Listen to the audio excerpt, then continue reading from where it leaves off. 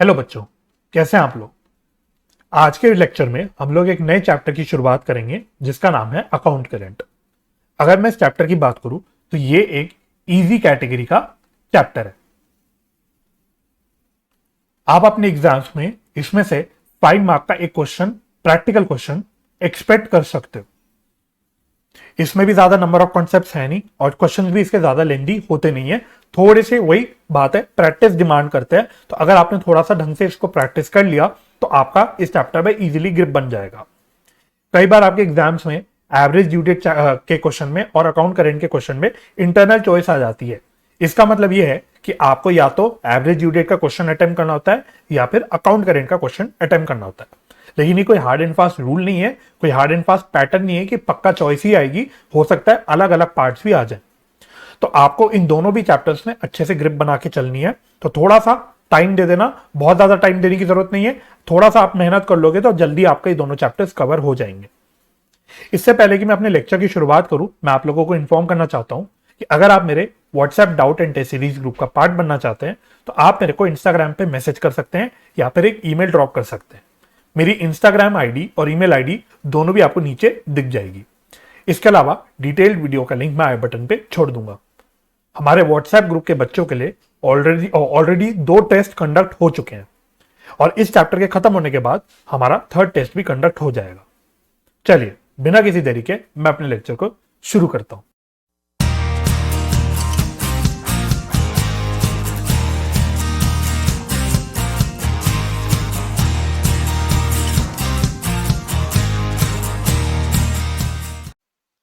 तो आप लोग अपने रजिस्टर्स के फ्रेश पेज पे हेडिंग डाल देना अकाउंट करेंट और पहले आप लोग मेरे साथ साथ लिखना शुरू करना। चलिए, इसमें आप लोग पहले लिखना meaning.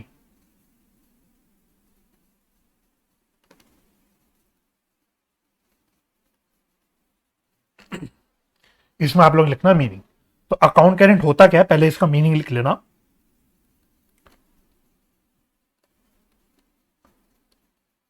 Account current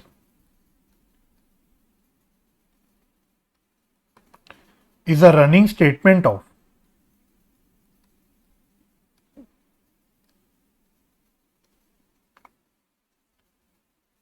transactions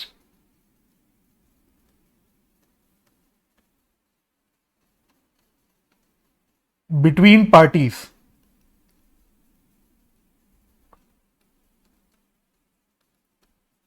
for a given period of time. For a given period of time, full stop. Next arrow में लिखना इट इंक्लूड्स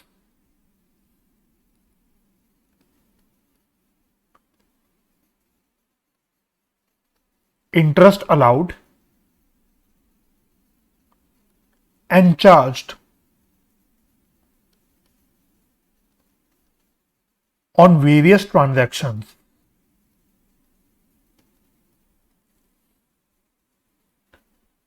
नेक्स्ट एरो में लिखना it is a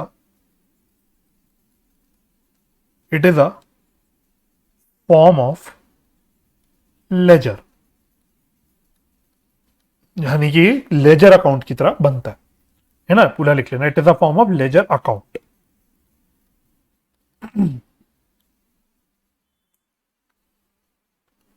next arrow में लिखना एग्जाम्पल्स, ब्रैकेट में लिख लेना चाहे तो एप्लीकेशन। अकाउंट करेंट का कहां कहां एप्लीकेशन होता है, इसमें लिखना आप लोग सबसे पहले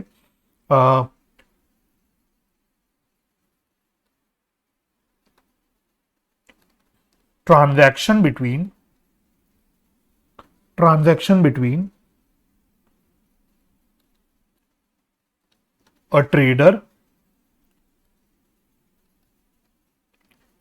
and customer oblique vendor where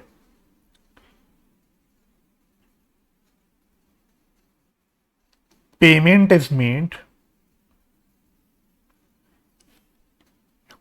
in installments and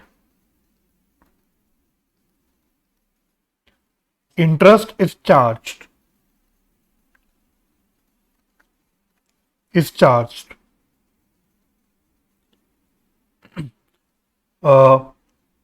on outstanding amount.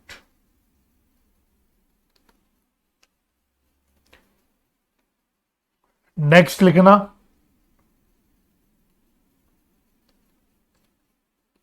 Transaction between bankers and customers. Next लिखना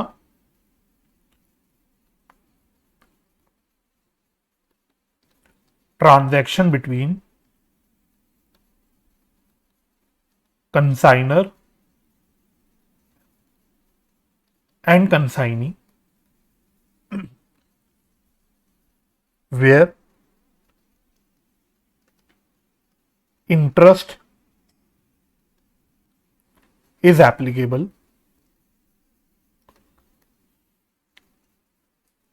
Next लिखना in case of joint venture,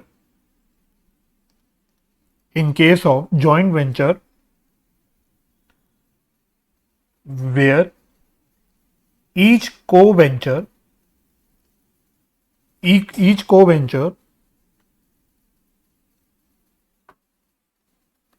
is entitled to interest and no separate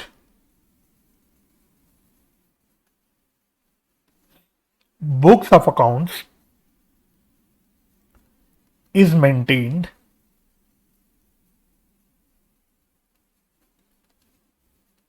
for joint venture या of joint venture लिख लेना, of joint venture.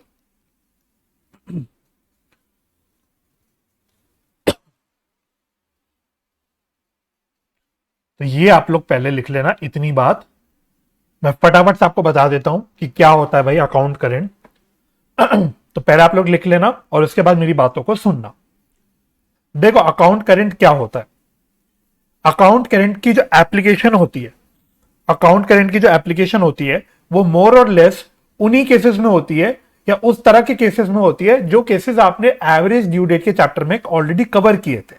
यानी कि suppose दो parties है x और वाई,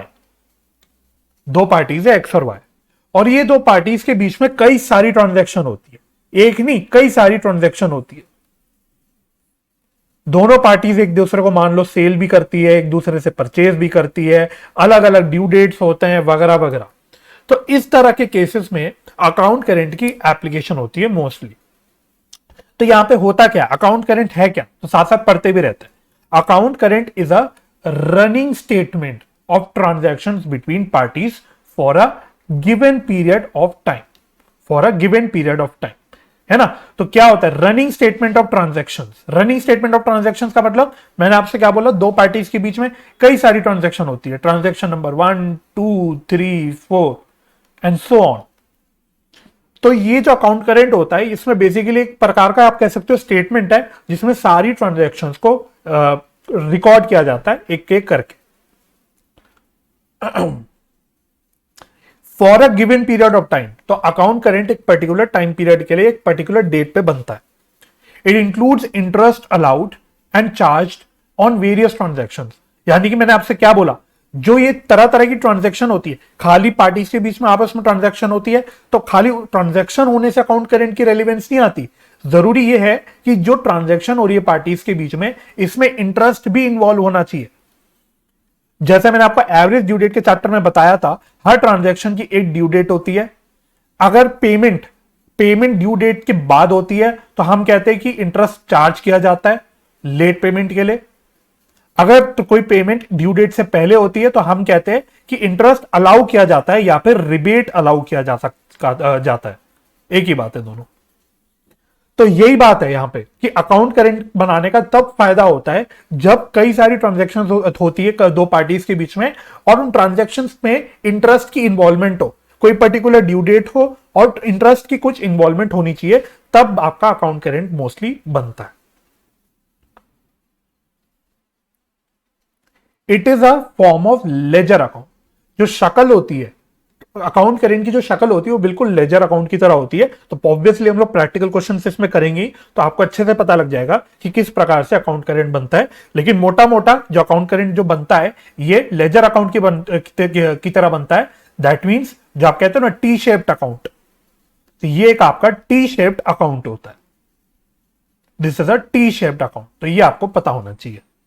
एग्जाम्पल्स क्या क्या है? एग्जाम्पल्स का मतलब कि कहां कहां अकाउंट करेंट की एप्लीकेशन हो सकती है, तो आपसे एप्लीकेशन पूछी जा सकती है। एवरेज ड्यू डेट के चैप्टर में भी मैंने आपको एप्लीकेशन लिखवाई थी, और यहां पे भी मैं आपको एप्लीकेशन लिखवा रहा हूं कि कभी आपको थ्योरी में अगर सवाल बन जाए तो आप उसको लिख पाओ। तो क्या क्या एप्लीकेशन है? Transaction between a trader and customer, trader और कस्टमर, ऑब्वियसली जो एग्जाम्पल मैंने आपको दिया मोस्ट कॉमन आपके जो क्वेश्चंस में एग्जांपल आएगा वो यही आएगा कि दो लोग व्यक्ति है जो आपस में ट्रेडिंग करते हैं, एक दूसरे से खरीदते बेचते रहते हैं, इसलिए मैंने बोला trader and customer oblique vendor, है ना।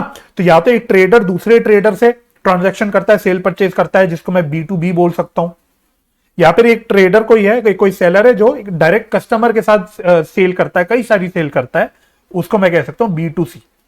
तो B2B ट्रांजैक्शन हो चाहे तो B2C ट्रांजैक्शन हो, दोनों केस में भी आपका अकाउंट करेंट बनता है।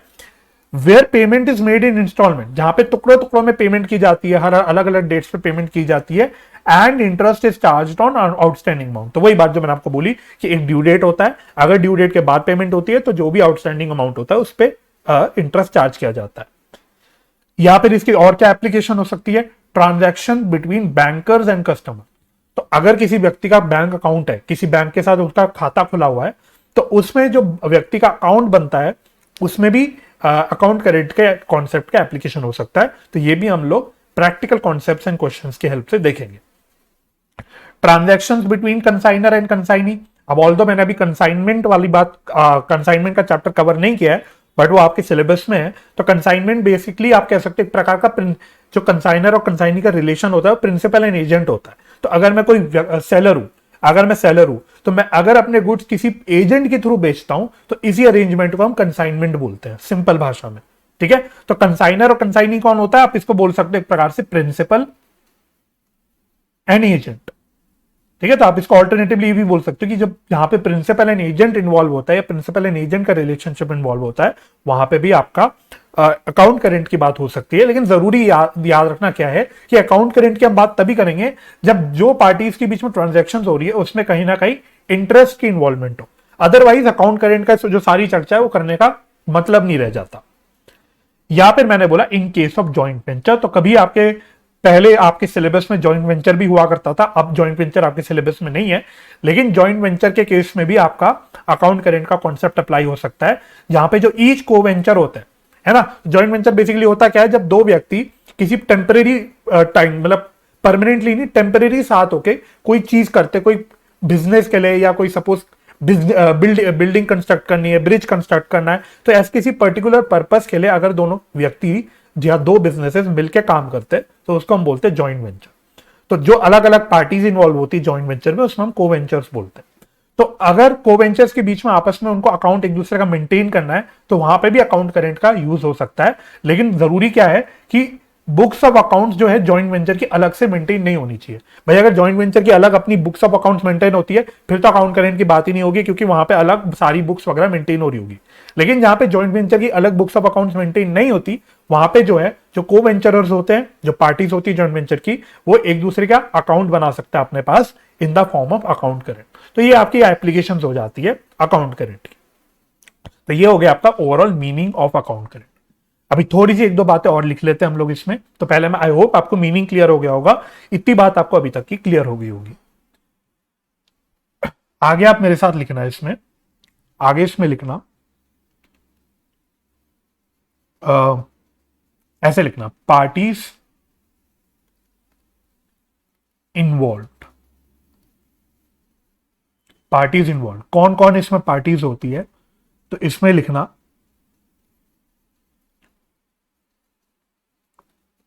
वन हु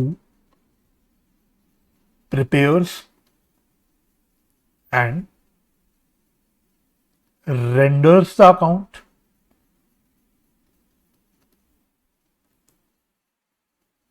और अगला लिखना one two whom account is rendered. Rendered का मतलब होता है प्रोवाइड करना।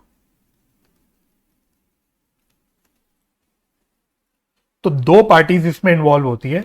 एक पार्टी होती है जो अकाउंट करेंट बनाती है, और दूसरी पार्टी होती है जिसको अकाउंट करेंट बना के भेजा जाता है।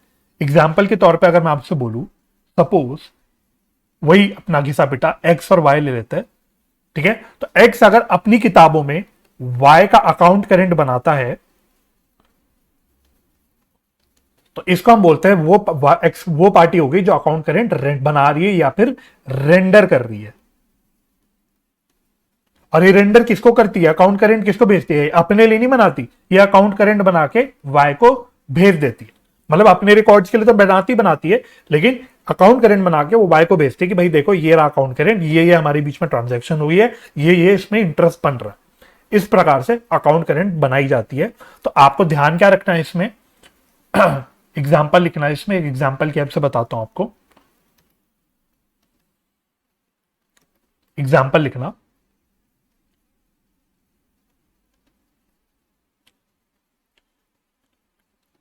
ए in account current with B. Account current की एक हेडिंग होती है, हर अकाउंट करेंट की एक अपनी हेडिंग होती है, और वो इस प्रकार से लिखी जाती है। तो सपोज अकाउंट करेंट की हेडिंग में लिखा हुआ है ए in account current with B. इसका मतलब क्या है, इसका मीनिंग आपको पता होना चाहिए। It means B is preparing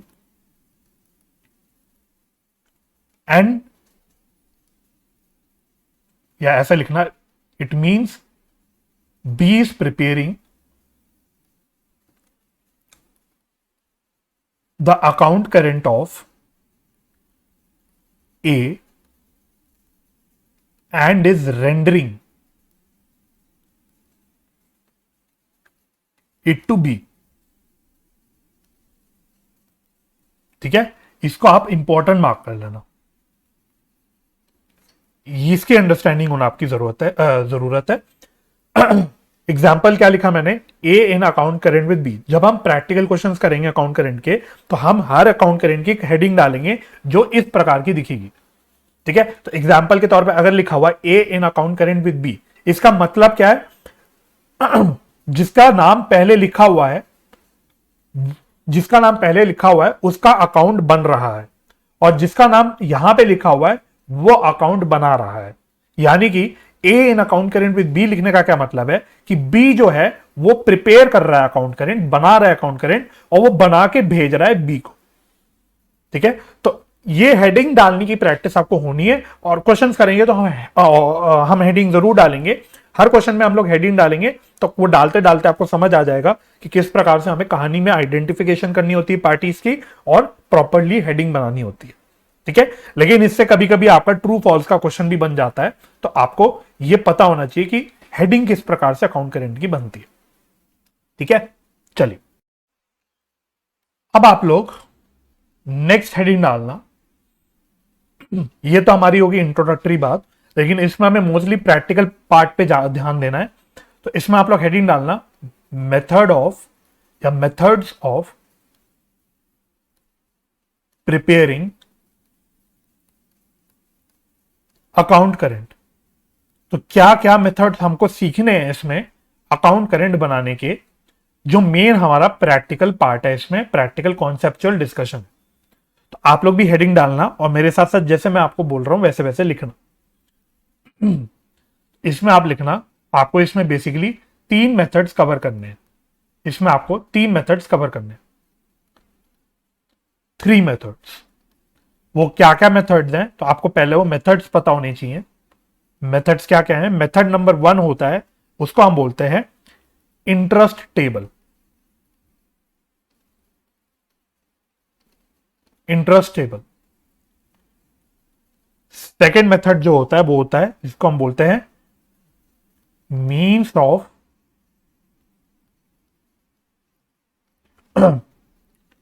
means of products method. और जो आपका थर्ड मेथड होता है उसको हम बोलते हैं,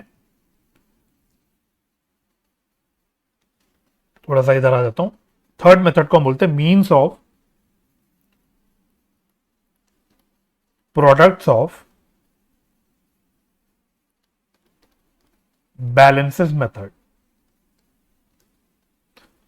तो ये तीन मेथड्स आपको बेसिकली कवर करने हैं अपने इस चैप्टर के अंदर। ठीक है, तो हम एक एक करके तीनों मेथड्स कवर करेंगे और अपनी बातों को अकॉर्डिंगली, मतलब इस चैप्टर को हम खत्म कर देंगे। तो बस आपके सिलेबस में ये है कि ये तीन मेथड्स आपके कवर हो गए और आपका ये चैप्टर खत्म। चलिए, अब हम लोग चलते हैं अपने फर्स्ट मेथड की ओर। तो आप लोग लिखना फर्स्ट मेथड की हेडिंग ब्लू पेन से लिख लेते हैं। तो फर्स्ट मेथड लिखना, पहला मेथड नंबर 1 देख लेते हैं क्या होता है। Preparation of account current, preparation of account current using interest tables, using interest tables. तो पहला मेथड हमारा ये हो गया। तो इसमें आप लोग लिखना, पहले लिख लेना, फिर सारी चीजें इसमें समझ आएगी। पहले सिर्फ लिखने का काम है, तो लिख के काम खत्म कर लेते हैं और फिर समझेंगे। Under this method, under this method interest is calculated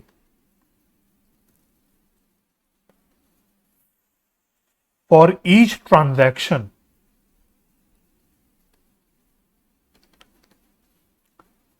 separately and is shown in a separate column या separate interest column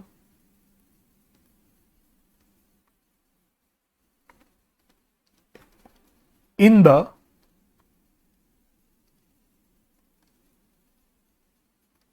account current, in the account current। Next arrow में लिखना इंटरेस्ट कैसे निकलता है इसमें। तो लिखना interest is equal to, interest is equal to amount of transaction into rate upon 100 into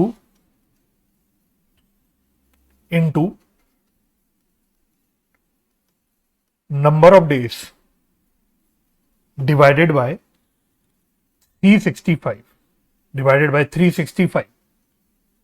number of days में स्टार लगाना और नीचे लिखना नंबर ऑफ डेज मतलब क्या, number of days from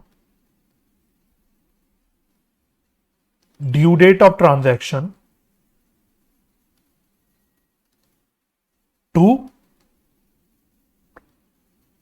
to the date of preparation of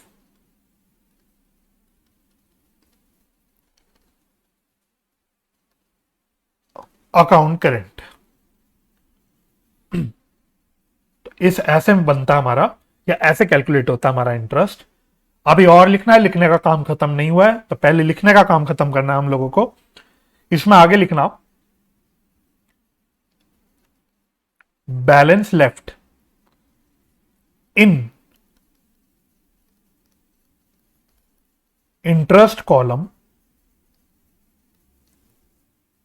in interest column is known as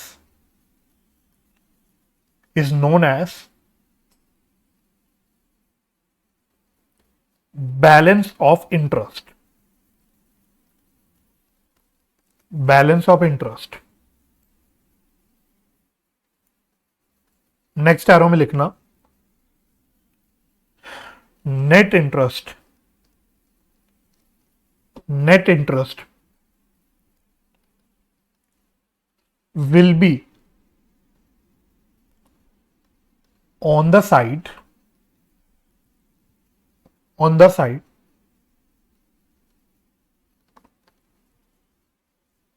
opposite to the side of balance of interest।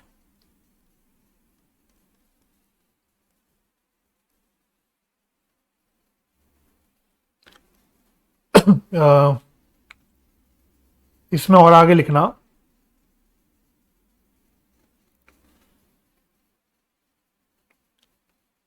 Important points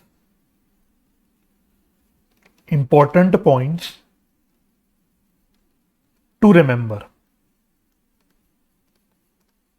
important points क्या क्या इसमें ध्यान रखने हैं आपको, तो लिखना आप लोग। फर्स्ट लिखना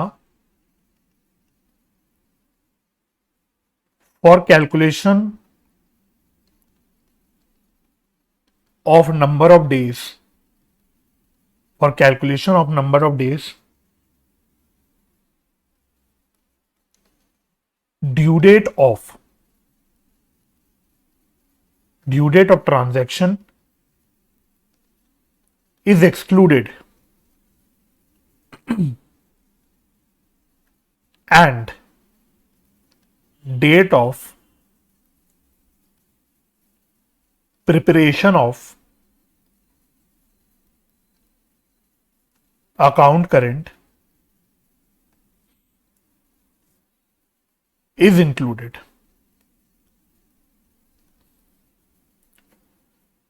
सेकंड लिखना है इसमें, second point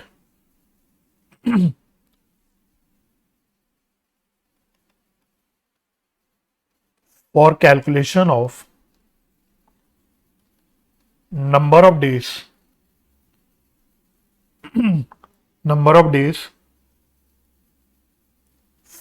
for opening balance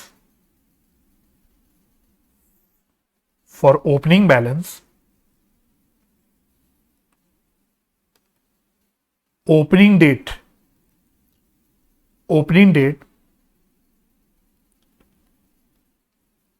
as well as date of preparation of account current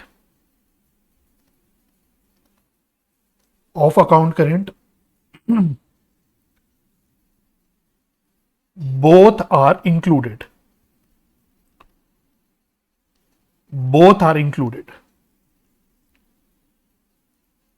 third लिखना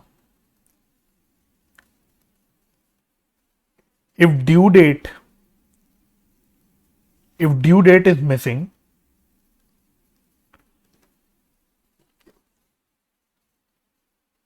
then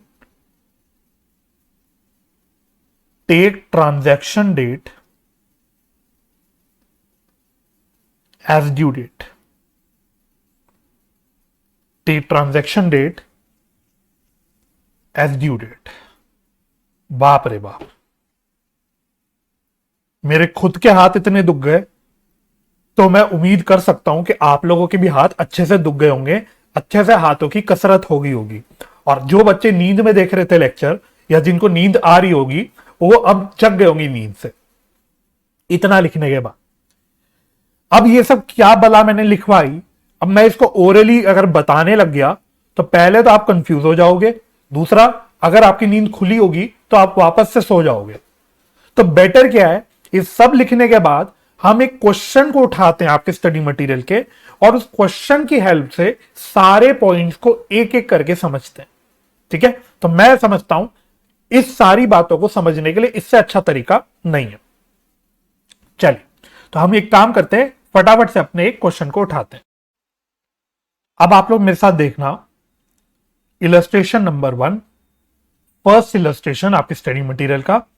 आप लोगों के पास अगर किताब नहीं आई है आपकी, तो आप इंस्टीट्यूट की वेबसाइट से इसको डाउनलोड कर सकते हैं, लिंक मैं डिस्क्रिप्शन में छोड़ दूंगा। ठीक है, तो इलस्ट्रेशन नंबर 1 सबसे पहले खोलना, पेज नंबर मैं बता देता हूं 6.108। 6.108। तो देखो क्या क्वेश्चन कह रहा है आपसे, prepare account current for Nath brothers in respect of the following transactions with Shyam. तो हमको नाथ ब्रदर्स के लिए एक अकाउंट करेंट बनाना है, जो नाथ ब्रदर्स क्या कर रहा है, श्याम के साथ ट्रांजैक्शंस कर रहा है। क्या क्या ट्रांजैक्शन है, तो देखो बहुत सारी ट्रांजैक्शन है। तो यहां पे तो आपको इस कॉलम में डेट्स दे रखी हैं।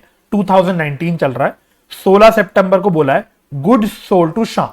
गुड्स सोल्ड टू श्याम मतलब नाथ ब्रदर्स ने श्याम को गुड्स बेचे, 200 रुपए के बेचे, और इसका जो अमाउंट ड्यू है वो है ऑन 1 अक्टूबर। सिमिलरली फिर कहता है 1 अक्टूबर को कैश रिसीव्ड फ्रॉम श्याम। तो श्याम से कैश रिसीव हुआ कितने रुपए का, 90 रुपए का।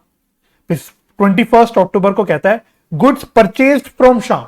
तो देखो पहले उसमें श्याम को गुड्स बेचे थे, यहां पे श्याम से गुड्स परचेज कर रहे हैं।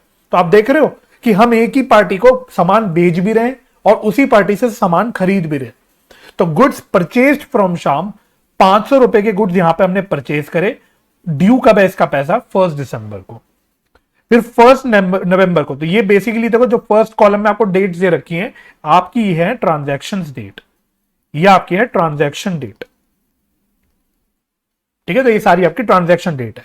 तो 1 नवंबर को कहता है पेड टू श्याम, हमने शाम को पे करे 330 रुपए। फिर 1 दिसंबर को कहता है पेड टू श्याम, अगेन 330 रुपए। फिर 5 दिसंबर को कहता है गुड्स परचेस्ड फ्रॉम श्याम, फिर से हमने श्याम से गुड्स परचेज करे, 500 रुपए के गुड्स परचेज करे, और इसका पैसा कब ड्यू है, 1 जनवरी को ड्यू है। फिर कहता है 10 दिसंबर को गुड्स परचेज फ्रॉम श्याम, दोबारा से हमने श्याम से गुड्स परचेज करे, 200 रुपए के गुड्स परचेज करे, और इसका अमाउंट भी ड्यू कब है, 1 जनवरी। फिर 2020 में आ गए हम लोग, 1 जनवरी को हमने श्याम को पे करा, कितने रुपया पे करा, 600 रुपए पे करा। 9 जनवरी को हमने शाम को गुड्स बेचे, 20 रुपए के गुड्स बेचे, और इसका अमाउंट कब ड्यू है, 1 फरवरी को ड्यू है। तो इतनी सारी आपको ट्रांजैक्शन की इंफॉर्मेशन दे रखी है। फिर नीचे क्या कह रहा है, वो कह रहा है कि account is to be prepared up to 1 फरवरी। तो आपको बहुत ध्यान देना अकाउंट करेंट के क्वेश्चंस में, वो आपको बताएगा कि कौन सी डेट पे हम लोग अकाउंट करेंट बना रहे हैं, या कौन सी डेट तक का अकाउंट करेंट हम बना रहे हैं। तो सबसे पहले आपको ये चीज नोट कर लेनी है कि इस क्वेश्चन में हम लोग 1 फरवरी को अकाउंट करेंट बना रहे हैं। फिर अगली इंपॉर्टेंट इंफॉर्मेशन जो आपको देगा, जिसको अगेन आपको नोट करना है, कि interest, calculate interest eight the rate of 6% per annum. ठीक है, तो कौन सी डेट को अकाउंट करेंट बन रहा है और इंटरेस्ट का क्या रेट है, दोनों भी आपको ध्यान से पता होना चाहिए, आपको नोट कर लेना है। इसमें एक इंफॉर्मेशन आप और लिख लो, यूज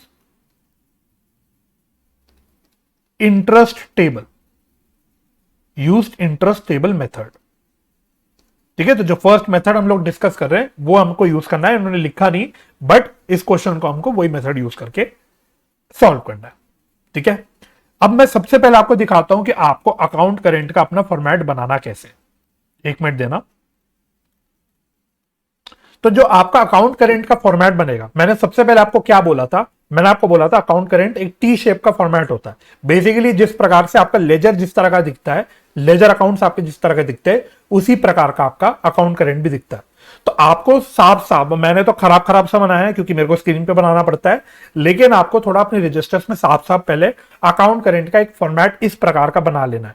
तो मैं क्या सजेस्ट करूंगा, जब भी आप अकाउंट करेंट के क्वेश्चन करो, हमेशा फ्रेश पेज पे करना, और अपने रजिस्टर्स को डायगोनल करके, या मुझे बोलना चाहिए लैंडस्केप करके करना है ना, घुमा के सीधा करके इस प्रकार से आप लोग करना, ताकि आपको जगह ज्यादा मिल जाए। तो पहले आपको अपने रजिस्टर्स में अपने साफ साफ इस तरह का एक फॉर्मेट को बना लेना। ठीक है, तो क्या क्या कॉलम्स है देख लो इसमें।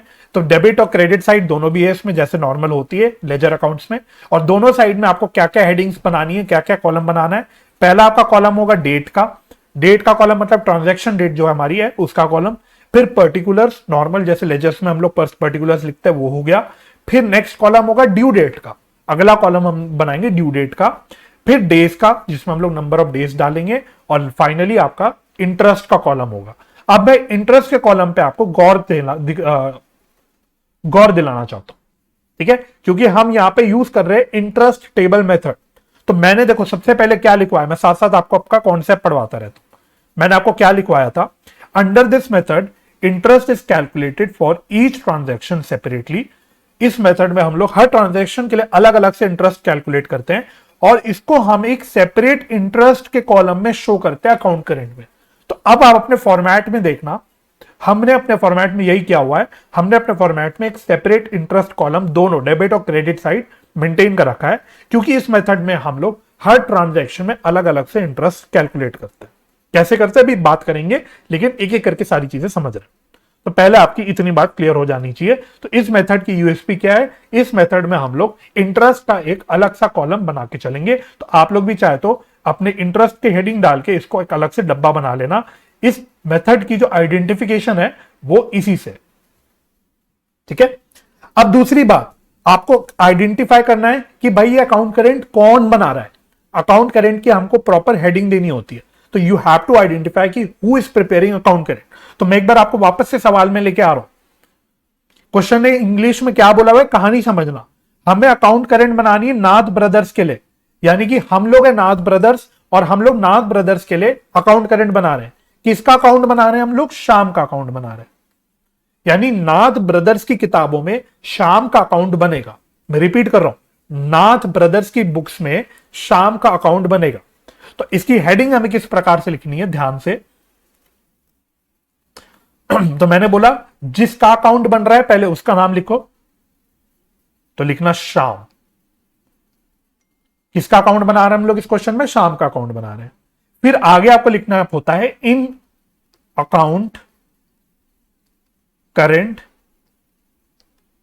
With, in account current with, और फिर जो बना रहा है अकाउंट, जो बना रहा है अकाउंट उसका नाम आता है। तो इस क्वेश्चन में कौन बना रहा है अकाउंट, नाथ ब्रदर्स।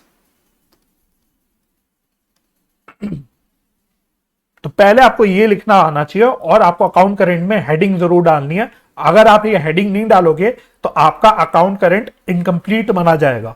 तो your account current is incomplete without this heading. अच्छा, क्या इतनी हेडिंग काफी है? The answer is no. आपको सब कुछ डालना है। नेक्स्ट कॉलम में, नेक्स्ट लाइन में आपको हेडिंग में क्या डालना होता है, तो बिल्कुल जैसे मैं डाल रहा हूं वैसे ही आपको डालना है। ब्रैकेट में लिखना interest up to, interest up to, कब तक का इंटरेस्ट। तो आपको सबसे पहले डेट डालनी है कि आप कौन सी डेट तक का अकाउंट करेंट बना रहे हो। तो ये मैंने आपको आइडेंटिफाई ऑलरेडी करवा दिया था क्वेश्चन में, हाईलाइट भी कर रखा है मैंने। 1 फरवरी तक का हम लोग अकाउंट करेंट बना रहे हैं। तो आप पूरा लिखोगे अप टू 1 फरवरी 2020। और इंटरेस्ट का रेट क्या दे रखा है वो भी आपको यहां लिखना है। देखो वापस से आ जाता हूं, ये भी मैंने हाईलाइट कर रखा है ऑलरेडी, 6% पर एनम का, eight the rate of 6% per annum. इतना पूरा लिखने के बाद आपके अकाउंट करेंट की हेडिंग पूरी हो जाती है। ठीक है, तो पहले आपको आइडेंटिफाई करना है कि आप किसकी बुक्स में अकाउंट बना रहे हो, है ना। तो हम यहां पे, मैं आपकी जानकारी के लिए बता रहा हूं कि हम लोग नाथ ब्रदर्स की बुक्स में अकाउंट बना रहे हैं। नाथ ब्रदर्स की बुक्स में अकाउंट बना रहे हैं। तो बेसिकली नाथ ब्रदर्स अपने पास शाम का अकाउंट बनाएगा और फिर इस अकाउंट को उठा के शाम को रेंडर करेगा, शाम को रेंडर करेगा। ठीक है, तो first this concept should be clear. Next, अब एक एक करके हमें इसमें क्या करना होता है, सारी ट्रांजैक्शंस को नॉर्मली रिकॉर्ड करना होता है। और इस मेथड की यूएसपी क्या है, अगेन हमको हर ट्रांजैक्शन के लिए सेपरेटली इंटरेस्ट कैलकुलेट करना होता है। तो एक एक करके करते हैं। आप लोग अपनी स्टडी मटेरियल में क्वेश्चन खोल लेना, तो मैं बार बार क्वेश्चन पे नहीं आ पाऊंगा, नहीं तो बहुत दिक्कत होती है। तो आप लोग अपने पास क्वेश्चन जरूर खोल लेना, एक एक करके हम लोग सीखते हैं। तो पहला उसने क्वेश्चन में बोला हुआ था, जो पहला ट्रांजैक्शन बोला था 16 सितंबर को, उसने बोला था गुड्स सोल्ड टू शाम। हमने शाम को गुड्स बेचे। तो आपको नॉर्मल लेजर पोस्टिंग करनी है भाई, जैसे आप नॉर्मली बचपन से लेजर पोस्टिंग करते आ रहे हो वैसे करनी है। तो अगर हम गुड्स बेच रहे हैं शाम को, तो एंट्री क्या होती है, debtor account debit to sales account होती है ना। और यहां पे एक प्रकार से डेटर आप मान लो कौन है, शाम ही है। तो एंट्री क्या होगी मेरी बुक्स में, Sham account debit to sales account. तो शाम के अकाउंट में ये डेबिट हो रहा है। तो हमको नॉर्मली यहां पे डेबिट साइड पे लिख लेना है टू सेल्स, टू सेल्स। और कौन सी डेट को हुई है ये, 16 सितंबर को। तो मैं एक काम करता हूं, डेट के लिए चलो ऐसे ही डाल लेंगे, छोड़ो, तो यहां पे लिख देता हूं टू सेल्स अकाउंट, और कौन सी डेट को हुई है, 16 सितंबर 2019 को, 16 सितंबर 2019 को सेल हुई है। कितने अमाउंट की सेल हुई है, मैंने अमाउंट का कॉलम नहीं बनाया क्या, मैं अमाउंट का कॉलम बनाना भूल गया। तो आप एक काम करना, एक कॉलम में से मिस हो गया बनाना, तो मैं इसको ठीक कर देता हूं, तो आप लोग मेरे साथ साथ इसको ठीक कर लेना। तो मैंने अब इसको ठीक कर दिया है, तो आप लोग पर्टिकुलर्स के बाद ड्यू डेट के बाद एक रुपीस का कॉलम बना देना। मैं रुपीस का कॉलम मिस कर गया था, तो रुपीस का कॉलम ऑब्वियसली उसके बिना तो हमारा काम ही अधूरा है, ठीक है। एनीवे, तो हम पहली ट्रांजेक्शन रिकॉर्ड कर रहे थे, तो हमने डेबिट साइड में डाल दिया टू सेल्स। अमाउंट कितना दे रखा है क्वेश्चन में, कितने रुपए की सेल करी है, 200 रुपए की सेल करी है, तो यहां हमने 200 लिख लिया। उसके बाद ड्यू डेट भी क्वेश्चन में बता रखी है, तो ड्यू डेट क्या है, date of transaction, date of sale तो 16 सितंबर है, लेकिन इसकी पेमेंट की ड्यू डेट है 1 अक्टूबर की, 1 अक्टूबर 2019। इतना करने के बाद नेक्स्ट हमको क्या करना होता है, नंबर ऑफ डेज की कैलकुलेशन करनी होती है। अब नंबर ऑफ डेज की कैलकुलेशन करने के लिए मैंने आपको क्या लिखवाया हुआ है, अब आना आप लोग important points. For calculation of number of days, for calculation of number of days, due date of transaction is excluded and date of preparation of account current is included. ठीक है, तो जब हम लोग डेज की कैलकुलेशन करेंगे, तो हमें पहली बार डेज की कैलकुलेशन कब से कब तक करनी है, ड्यू डेट से लेके date of preparation of account current, due date से लेके date of preparation of account current. और कैलकुलेशन करते वक्त क्या ध्यान रखना है, हमको ड्यू डेट को एक्सक्लूड करना है, लेकिन date of preparation of account current को हमको इंक्लूड करना है। तो यानी कि यहां पे 1 अक्टूबर जो ड्यू डेट है इस केस में वो एक्सक्लूड होगा, और जो डेट ऑफ प्रिपरेशन है यानी 1 फरवरी 2020 ये इंक्लूड होगा। तो अब इसकी कैलकुलेशन कैसे करोगे, तो मेरे साथ साथ करना, कैलकुलेटर उठाना। तो जैसे मैंने एवरेज ड्यू डेट के चैप्टर में आपको डेज की कैलकुलेशन बताई थी, ठीक उस प्रकार से इसमें कैलकुलेशन करनी होती है। तो अक्टूबर से करनी है हमको, तो अक्टूबर में 31 डेज होते हैं, तो 31 कैलकुलेटर में डाल देना। 1 तारीख को हमें एक्सक्लूड करना है, क्लियरली मैंने बता दिया आपको। तो 1 तारीख को क्योंकि एक्सक्लूड करना है, तो एक दिन को हमें अक्टूबर के एक्सक्लूड करना है, तो -1 कर देना, तो आपके कैलकुलेटर में आ जाएगा 30। ठीक है, उसके बाद आपको 1 फरवरी तक कैलकुलेशन करनी है। तो अक्टूबर के बाद नवंबर आता है, तो नवंबर में 30 डेज हो गए, दिसंबर में 31 डेज हो गए, जनवरी में भी 31 डेज हो गए, और फरवरी में 1 फरवरी तक बना रहे हैं, और हमको 1 फरवरी इंक्लूड करना है, तो +1 एक दिन में फरवरी का इंक्लूड कर दूंगा, तो आपकी जो डेज आ जाएंगे कैलकुलेटर पे वो आने चाहिए 123 डेज, 123 डेज। तो नंबर ऑफ डेज हमारे कितने होंगे, वो आ जाएंगे 123 डेज। एक मिनट देना इसको, तो यह आएगा 123 डेज। नेक्स्ट आपको इंटरेस्ट की कैलकुलेशन करनी होती है। तो इंटरेस्ट की कैलकुलेशन कैसे करनी है, इसका भी देखो मैंने फॉर्मूला लिखवा रखा है। आपको अमाउंट ऑफ ट्रांजैक्शन लेना है, इंटू रेट अपॉन 100 लेना है, into number of days upon 365। तो नॉर्मल जैसे इंटरेस्ट की कैलकुलेशन होती है तो वैसे आपको करनी है। अमाउंट आपको दे रखा होगा, रेट आपको दे रखा होगा, और नंबर ऑफ डेज आपने ऑलरेडी कॉलम में निकाल दिया। तो अब आपको सिर्फ इस फॉर्मूले से आपको इंटरेस्ट की कैलकुलेशन करनी है। तो आप चाहे तो डायरेक्टली कैलकुलेशन में कैलकुलेटर पे कर लेना, इसको वर्किंग नोट में दिखाने की कोई आवश्यकता नहीं है। तो कैसे करूंगा मैं, 200 रुपए है तो 200 इंटू कितने परसेंट का रेट है, 6% का रेट है, तो इंटू 6%, तो 12 आ गया, इंटू 123 डिवाइडेड बाय 365, तो ये आ रहा है 4.043 समथिंग। तो हम 2 डेसिमल तक ले लेंगे राउंड ऑफ करके, तो ये आ जाएगा 4.04। बस अब आपको यही काम करना है, सारे ट्रांजैक्शन के लिए यही काम करना है, इसी चीज की प्रैक्टिस करनी है, बाकी कुछ भी नहीं है इस चैप्टर में। तो ये कैलकुलेशंस की आपको प्रैक्टिस करनी है, और वो भी आपको कैलकुलेटर पे सारी कैलकुलेशंस करनी है। तो अब मैं फटाफट से इसको करते रहता हूं। तो अगला ट्रांजैक्शन देखो क्या बोला हुआ है, कैश रिसीव फ्रॉम शाम। शाम से हमको कैश रिसीव हुआ, तो जब शाम से कैश रिसीव हुआ तो हम एंट्री क्या करेंगे, cash account debit to Sham account, cash account debit to Sham account, यानी ये शाम के क्रेडिट साइड पे आएगा, शाम के अकाउंट के क्रेडिट साइड पे आएगा। तो इसको हम लोग क्रेडिट साइड में डाल देंगे। तो यहां लिखेंगे बाय कैश। कौन सी डेट को रिसीव हुआ है, ये 1 अक्टूबर को, 1 अक्टूबर 2019 को रिसीव हुआ है। कितना अमाउंट रिसीव हुआ है कैश का, 90 रुपए। अब यहां पे ड्यू डेट में क्या डालेंगे, आपके दिमाग में आएगा सर ड्यू डेट में क्या डालेंगे, तो मैंने आपको सिंपल फंडा लिखवाया, देखो वापस से अपने नोट में आना, 3rd नोट पे देखना, एक एक करके मैं स्टेप बाय स्टेप सारी चीजें आपको दिखा रहा हूं। थर्ड पॉइंट में मैंने आपको क्या लिखवाया था, जब मैंने इंपॉर्टेंट पॉइंट्स लिखवाए थे, मैंने बोला था if due date is missing, अगर ड्यू डेट मिसिंग है तो आप ट्रांजैक्शन की डेट को ही ड्यू डेट मान लेना। जहां पे भी आपको ड्यू डेट नहीं पता क्या है, तो वहां पे आपको ट्रांजैक्शन डेट को ड्यू डेट लेके चलना है। ये मेरा सिंपल सा रूल हो गया, ये मैंने एक सिंपल सा रूल बना लिया। तो इस क्वेश्चन में या इस वाली ट्रांजैक्शन में कैश रिसीव हुआ, तो इसमें वैसे देखो कैश अमाउंट रिसीव हुआ तो उसकी कोई ड्यू डेट नहीं होगी, ऑब्वियसली जो डेट है वही डेट है ना।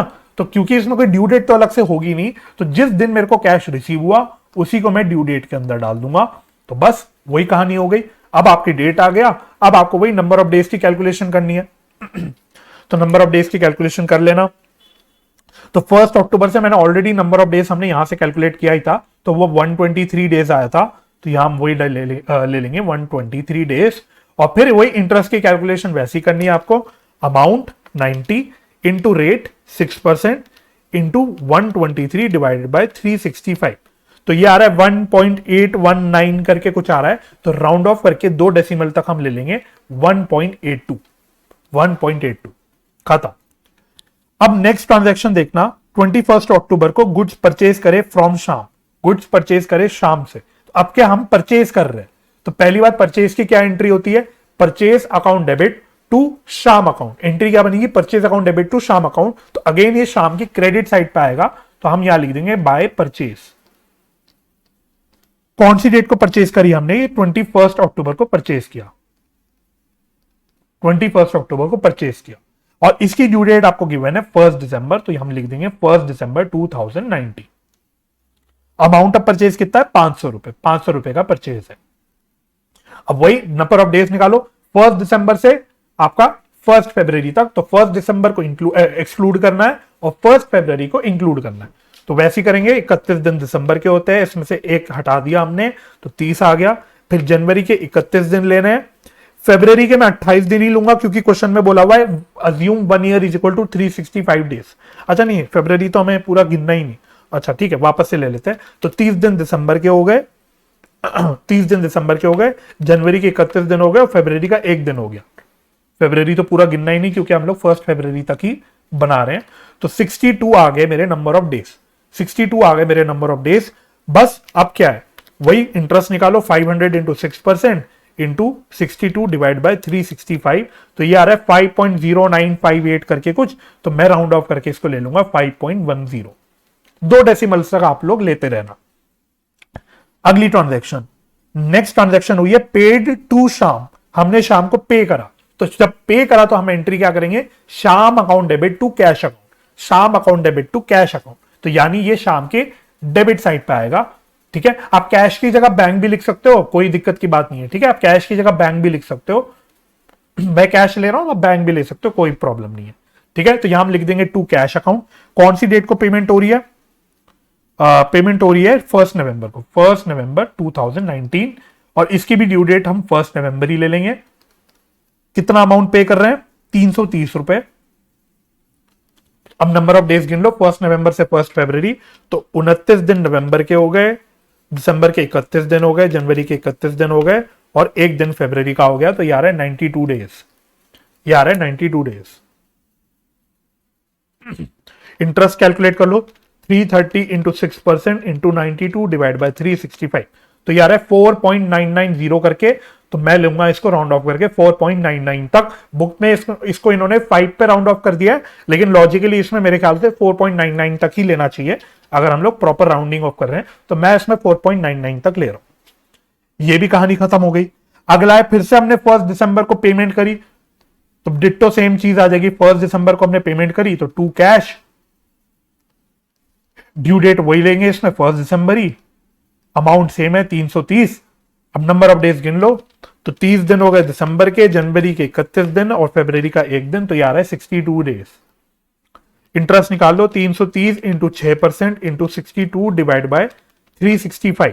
तो ये कितना रहा है, 3.363 करके कुछ आ रहा है। तो मैं इसको ले लूंगा 3.36। बस अब यही काम करना है। देखो अब एक क्लरिकल काम बन गया, थोड़ा 2-4 बार कर लोगे हाथ से ना, तो फिर आपको आदत लग जाएगी, फिर आप जल्दी जल्दी इसको करने लग जाओगे। अगली ट्रांजैक्शन फिर से हमने परचेज करा शाम से 5 दिसंबर को, तो परचेज यहां पे आ जाएगी। अब तो 5 दिसंबर को यस 5 दिसंबर को हमने परचेज करा, तो बाय परचेज, इसकी ड्यू डेट बता रखी 1 जनवरी, अमाउंट ऑफ परचेज बता रखा है 500, बस नंबर ऑफ डेज निकालो। तो 1 जनवरी, जनवरी के 30 दिन, फरवरी का 1 दिन, ये तो कैलकुलेटर में करने की जरूरत ही नहीं थी, ये आ रहा है 31 डेज। और इंटरेस्ट निकालो 500 इंटू 6% इंटू 31 डिवाइड बाय 365, तो ये कितना आ रहा है 2.45 सॉरी 2.4547 करके कुछ आ रहा है। तो मैं इसको राउंड ऑफ करके कितना ले लूं, 2.55 ले लेता हूं, 2.55 ले लेता हूं, ठीक है, ये हो गया। अब आगे एक और फिर से परचेज है नेक्स्ट 10 दिसंबर को, तो 10 दिसंबर को परचेज हो गई, बाय परचेज, इसकी ड्यू डेट भी मेरे ख्याल से 1 जनवरी बता रखी है, अमाउंट ऑफ परचेज 200 बता रखा है, नंबर ऑफ डेज वही 31 ही आएगा, दोबारा से गिनने की जरूरत नहीं, बस इंटरेस्ट निकालो 200 इंटू 6% इंटू 31 डिवाइड बाय 365, तो ये 1.019 करके आ रहा है, तो मैं इसको राउंड ऑफ करके 1.02 ले लेता हूं, हो गया। नेक्स्ट है पेड टू शाम, 1 जनवरी को हमने शाम को पे करा, तो वापस आ जाओ यहां पे, पेमेंट यहां पे आ जाएगी 1 जनवरी 2020 टू कैश, ड्यू डेट वही लेंगे 1 जनवरी 2020, कितना पे करा हमने 600 रुपए पे करा है, नंबर ऑफ डेज कितने आएंगे, 1 जनवरी के हम गिन चुके 31 दिन आ रहे हैं, तो 31 दिन आ जाएंगे, बस इंटरेस्ट निकाल लो 600 इंटू 6% इंटू 31 डिवाइड बाय 365, तो ये आ रहा है 3.057 करके कुछ आ रहा है, तो मैं राउंड ऑफ करके ले लूंगा 3.06। नेक्स्ट है आपका फिर से क्या बता रखा है, फिर गुड्स सोल्ड टू शाम, तो 9 जनवरी को हमने गुड्स सेल करे, तो यहां पे आ जाएगा 9 जनवरी 2020 टू सेल्स, इसकी ड्यू डेट कितनी बता रखी है, इसकी ड्यू डेट 1 फरवरी ही बता रखी है, अमाउंट कितना है 20 रुपए है। अब 1 फरवरी को सेल करा है, ड्यू डेट मतलब सॉरी ड्यू डेट 1 फरवरी की है, और 1 फरवरी तक ही हमें दिन गिनना है, तो यहां नंबर ऑफ डेज तो कितने आ जाएंगे 0 आएंगे, ठीक है, तो जब नंबर ऑफ डेज 0 आएंगे तो इंटरेस्ट भी 0 आएगा, इंटरेस्ट भी 0 आएगा, और आपकी कहानी खत्म, मेरे ख्याल से सारी ट्रांजैक्शन हम डाल चुके। अब इतना काम करने के बाद आपको नेक्स्ट क्या करना होता है, इतना काम आपको पहले करना आ जाना चाहिए, तो पहले आप लोग यहां तक आ जाना। अब नेक्स्ट क्या करना होता है, अब आना वापस से मेरे कॉन्सेप्चुअल नोट्स में। देखो एक एक करके हम सारे पॉइंट्स कवर कर रहे हैं, जो मैंने सारी चीजें आपको लिखवाई, प्रॉपर स्टेप बाय स्टेप मैं आपको सारे पॉइंट्स कवर करवा रहा हूं। मैंने अब बोला balance left in interest column is known as balance of interest, तो सबसे पहले आंख बंद करके आप लोग अमाउंट कॉलम को बैलेंस मत करके आ जाना, सबसे पहले आपको इंटरेस्ट कॉलम को बैलेंस करना होता है। तो फटाफट से मुझे जरा देख के बताना इंटरेस्ट का बैलेंस किधर बच रहा है, इंटरेस्ट कॉलम को बैलेंस करना पहले सबसे पहले। तो अगर आप देखोगे इंटरेस्ट कॉलम को, तो आपको बैलेंस ऐसा देख के लग रहा है कि डेबिट साइड में ज्यादा इंटरेस्ट आ रहा है, क्रेडिट साइड में कम आ रहा है, तो वेरीफाई कर लेते हैं। तो डेबिट में मैं टोटल करता हूं 4.04 प्लस 4.99 प्लस 3.36 प्लस 3.06, तो मेरा टोटल आ रहा है 15.46। तो मैं नीचे टोटल डाल देता हूं, इंटरेस्ट कॉलम का टोटल आ रहा है 15.45 आ रहा है सर, 15.45, ठीक है। बुक में 15.46 आ रहा होगा, क्यों, क्योंकि हमने एक जगह पे 1 रुपए कम लिया था, ठीक है। अलाइनमेंट ठीक कर देता हूं, यहां पे हो गया 15.45। अब इसमें से जरा हटाना क्रेडिट वाले इंटरेस्ट को, तो -1.82 -5.1 -2.55 -1.02, तो ये बैलेंस बच के आ रहा है यहां पे 4.96। तो मैंने क्या लिखवाया आपको, जो बैलेंस बच जाता है इंटरेस्ट कॉलम का, वो उसको हम बोलते हैं बैलेंस ऑफ इंटरेस्ट, इसको नाम हम देंगे बाय बैलेंस ऑफ इंटरेस्ट, ठीक है। और डेट क्या लेंगे, लास्ट डेट, जिस डेट पे अकाउंट करेंट बन रहा है वो डेट ले लेंगे, तो ये आ जाएगी 1 फरवरी 2020। 1 फरवरी 2020 ड्यू डेट में कुछ डालने की जरूरत नहीं है। तो पहले मैंने आपका इंटरेस्ट कॉलम क्लोज कर दिया, तो टोटलिंग आपकी हो गई 15.45। तो पहले आपका इंटरेस्ट कॉलम खत्म हो गया, इंटरेस्ट कॉलम को आप बैलेंस करके खत्म कर दो। अब सवाल उठा क्या होगा, अब सोचना ये जो बैलेंस ऑफ इंटरेस्ट आ रहा है ये क्या है? Basically this is net interest. भाई इंटरेस्ट हमने डेबिट साइड में भी डाला, हमने क्रेडिट साइड में भी डाला, सारी चीजें करने के बाद नेट इंटरेस्ट मेरा बन रहा है 4.96 का, 4.96 का। अब ये इंटरेस्ट हम क्या करेंगे, इस नेट इंटरेस्ट का हम क्या करेंगे? तो अब थोड़ा सा कॉमन सेंस लगाएंगे। आप इधर आके देखना, आप अपने नॉर्मल अमाउंट रुपीस के कॉलम में आके देखना, तो आप रुपीस के कॉलम में देखोगे तो डेबिट साइड में जो रुपीस टोटल आ रहा है वो क्रेडिट साइड से ज्यादा होगा। आप करके देख लेना, डेबिट साइड का जो रुपीस का टोटल है वो क्रेडिट साइड से ज्यादा हो, है ना। इसका मतलब क्या है? डेबिट में वो सारी चीजें जो हमें बेसिकली लेनी है पार्टी से, हमको हम शाम का अकाउंट बना रहे हैं ना, तो डेबिट में मोटा मोटा क्या आ रहा है? सेल्स वगैरह आ रही है। तो जो डेबिट में जो सारी चीजें आ रही है वो है जो अमाउंट हमें शाम से लेना है। मैं लिख लेता हूं। तो डेबिट में हम जो चीजें डाल रहे हैं वो ले रहे हैं हम शाम से लेना है, शाम से लेना है। और क्रेडिट साइड में जो टोटल आ रहा है वो क्या है? वो है शाम को देना है।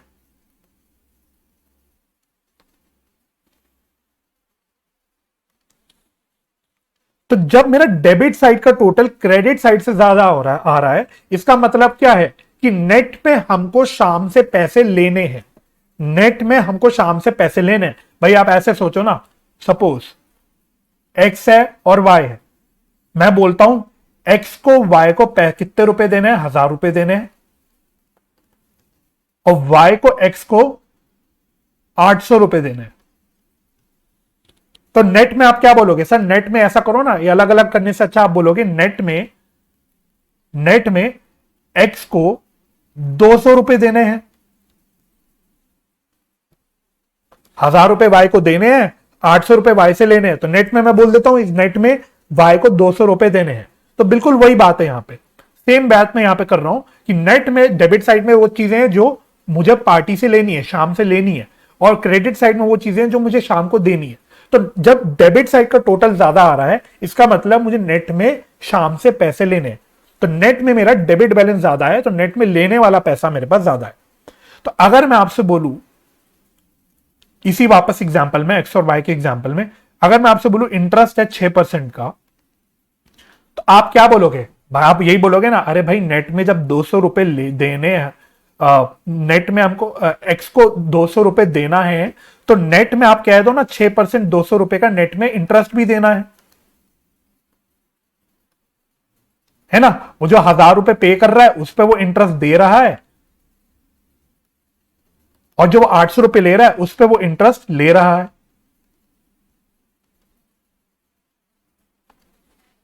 तो जब वो कह रहा हूं मैं कि एक्स नेट में 200 रुपए वाई को दे रहा है, तो जब 200 रुपए एक्स को वाई को देने हैं, तो इंटरेस्ट भी जो होगा 200 रुपए उसको नेट में इंटरेस्ट 200 रुपए देने होंगे, है ना। तो अगर मैं इसी कॉन्सेप्ट को, इसी फंडे को यहां पे अप्लाई करूं, तो यहां पे क्या है? यहां पे मैंने बोला कि नेट में शाम से पैसे लेने, नेट में हमको शाम से पैसे लेने। तो जब नेट में शाम को पैसे लेने हैं, तो नेट में इंटरेस्ट भी मुझे उससे लेना ही होगा। तो जो इंटरेस्ट मेरा बनेगा वो इधर आ जाएगा टू इंटरेस्ट करके, वही लास्ट डेट पे 1 फरवरी 2020 को। तो नेट में कितना इंटरेस्ट अमाउंट बन रहा है वो मैंने ऑलरेडी निकाल लिया, 4.96। तो नेट में मैं कह रहा हूं आपसे बेसिकली कि हमको शाम से 4.96 का इंटरेस्ट लेना है। यहां नहीं, सॉरी इधर नहीं आएगा, यह आएगा अमाउंट कॉलम में।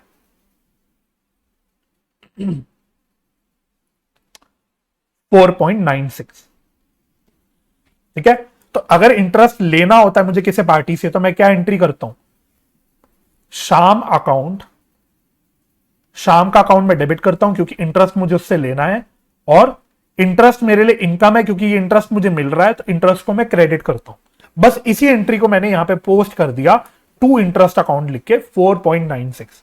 तो अब नेट में मैं बोल रहा हूं, बेसिकली नेट में मैं बोल रहा हूं कि शाम से मुझे 4.96 रुपीज लेने एज ऑन 1 फरवरी 2020। इतना करने के बाद अब मैं अपना रुपीस का कॉलम टोटल करके बैलेंस कर सकता हूं। तो रुपीस का टोटल देखना कितना आ रहा होगा, 200 प्लस 330 प्लस 330 प्लस 600 प्लस 20 रुपए प्लस 4.96। तो टोटल आ रहा है 1484.96 और इधर भी टोटल आ रहा है 1484.96। ठीक है, और बैलेंस कितना बच गया, -90 -500 -500 -200, तो बैलेंस बच गया 194.96। 194.96 ये मैं बोल दूंगा by balance CD, this is the closing balance on 1 फरवरी 2020। अब बुक में आंसर आ रहा होगा कितना, 194.97 आ रहा है, क्योंकि एक जगह हमने एक पैसा कम लिया था, राउंड नीचे नॉट ऑफ किया था। ठीक है, अब कुछ बच्चों को हो सकता है ये इंटरेस्ट वाली बात समझ ना आई हो, कुछ बच्चे बोले सर हमें हमसे इतना दिमाग नहीं लगेगा, हमें आप शॉर्टकट बता दो कि हमें पता लग जाए कि कौन से साइड इंटरेस्ट डालना है हमको। इसके लिए मैंने एक पॉइंट लिखवा दिया था आपको, जिन बच्चों को रटने को रट के ज्यादा कंफर्टेबल लगता है उनके लिए ये वाला पॉइंट मैंने लिखवा दिया था। तो अब एक बार पढ़ना है इसको, net interest will be on the side opposite to the side of balance of interest, मतलब इंटरेस्ट का जो बैलेंस जिस साइड बच रहा है उसके ऑपोजिट साइड नेट इंटरेस्ट आएगा। तो देखो यही हुआ, मेरा बैलेंस ऑफ इंटरेस्ट यहां बच रहा था क्रेडिट साइड पे, तो एक्चुअल नेट इंटरेस्ट की कौन सी साइड आएगा, इसके ऑपोजिट साइड आएगा, यानी इधर आ जाएगा। अगर मेरा बैलेंस ऑफ इंटरेस्ट इधर बच रहा होता तो मेरा नेट इंटरेस्ट फिर इधर आ जाता। ठीक है, तो जिन बच्चों को शॉर्टकट मारना है, जिन बच्चों को शॉर्टकट तरीका चाहिए आइडेंटिफाई करने का, जिन बच्चों को लगता है हम इतनी जल्दी जल्दी एग्जाम में सोच नहीं पाएंगे लॉजिकली, तो उन बच्चों के लिए ये शॉर्टकट तरीका हो गया भाई, जिस साइड नेट इंटरेस्ट का बैलेंस बच जाए, बैलेंस ऑफ इंटरेस्ट जिसका बैलेंस ऑफ इंटरेस्ट जिस साइड बच जाए उसके ऑपोजिट साइड आप नेट इंटरेस्ट लेके चले जाना, और फिर आप अपने अपने अकाउंट को क्लोज कर देना, बैलेंस ऑफ कर देना। ठीक है, तो ये होता है भाई account current. This is your account current using interest table method. तो मैं उम्मीद करता हूं कि आपको ये क्वेश्चन के माध्यम से ये मेथड क्लियर हो गया होगा। तो हम एक काम करते हैं, हम लोग अगले मेथड की ओर बढ़ते हैं। अब आप लोग अपना नेक्स्ट हेडिंग डालना, हमारा second method, preparation of account current by means of product method. Preparation of account current by means of product method, यानी अब इसमें हम लोग सेकेंड मेथड कवर कर रहे हैं। तो वही बात है, पहले हम लोग इसमें लिख लेते हैं। तो मेरे साथ आप लिख लीजिएगा, पहले फर्स्ट एरो डाल के लिखना है इसमें, this method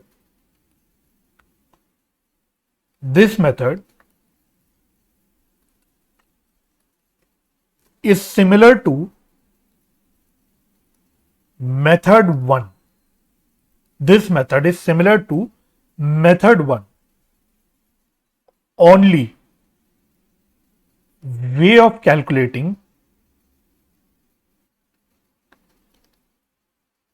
interest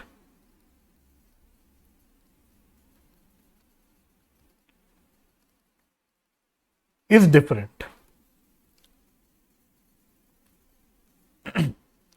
next arrow में लिखना, in this method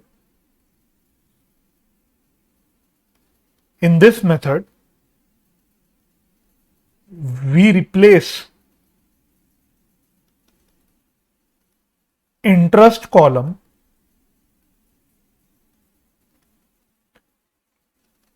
with product column.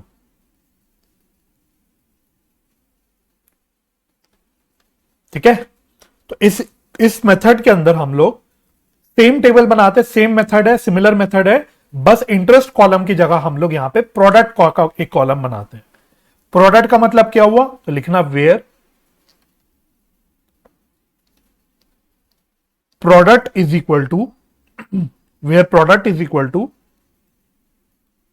amount of transaction into number of days. Product is equal to amount of transaction into number of days. Next arrow में लिखना,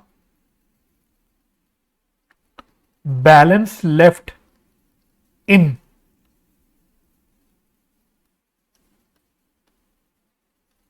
product column is known as is known as balance of product. तो भाई जिस प्रकार से पिछले method में हम लोग इंटरेस्ट कॉलम में जो बैलेंस बचता था उसको बोलते थे बैलेंस ऑफ इंटरेस्ट, इस मेथड में हम लोग इंटरेस्ट कॉलम की जगह क्या बना रहे हैं, प्रोडक्ट कॉलम। तो प्रोडक्ट कॉलम में जब जो बैलेंस बच जाएगा उसको हम क्या बोल देंगे, balance of product. Next arrow लिखना, net interest payable oblique receivable is equal to balance of product into rate upon 100 into 1/365 into 1/365।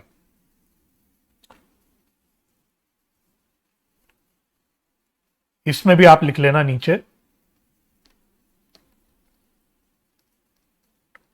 Net interest will be on the side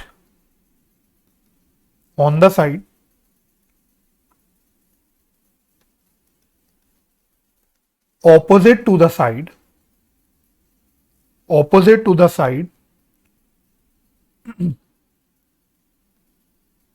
of balance of product। Bracket में लिखना except where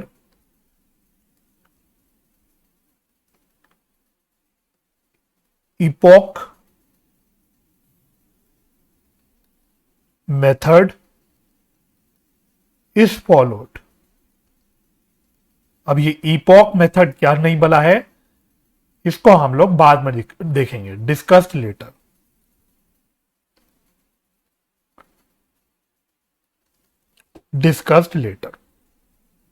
that's it. एक line और लिख लेना, एक next arrow में way of counting number of days is same as method one.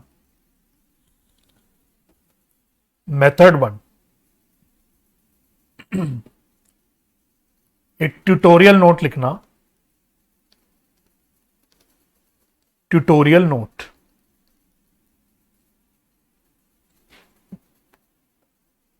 In exam question will specify the method to be followed।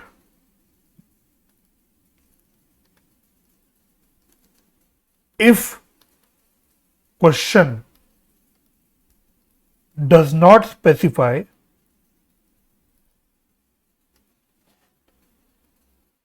then it is better to follow method 2।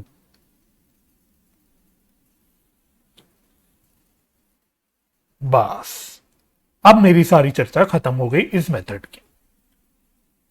ठीक है, तो पहले तो मैं उम्मीद करता हूं आप लोगों ने मेरे साथ साथ सारी चीजें लिख ली होगी। अब ये मेथड क्या है, अगेन जैसे मैंने मेथड नंबर 1 क्वेश्चन की हेल्प से आपको दिखाया था, ये मेथड भी मैं आपको क्वेश्चन की हेल्प से बताऊंगा। बस एक जो मैंने ट्यूटोरियल नोट नीचे लिखा है ये मैं आपको बता देता हूं। देखो मेथड 1 और 2, मेथड 3 अभी नहीं बोल रहा मैं, क्योंकि मेथड 3 बिल्कुल एक अलग कहानी है। मेथड 3 एक अलग सिचुएशन पे लगता है, तो मेथड 3 की मैं बात नहीं कर रहा। एग्जाम में क्या होगा, जो भी क्वेश्चन आता है अकाउंट करेंट का, वो आपको मेथड बता देता है कि कौन सा मेथड आपको तीनों में से लगाना है।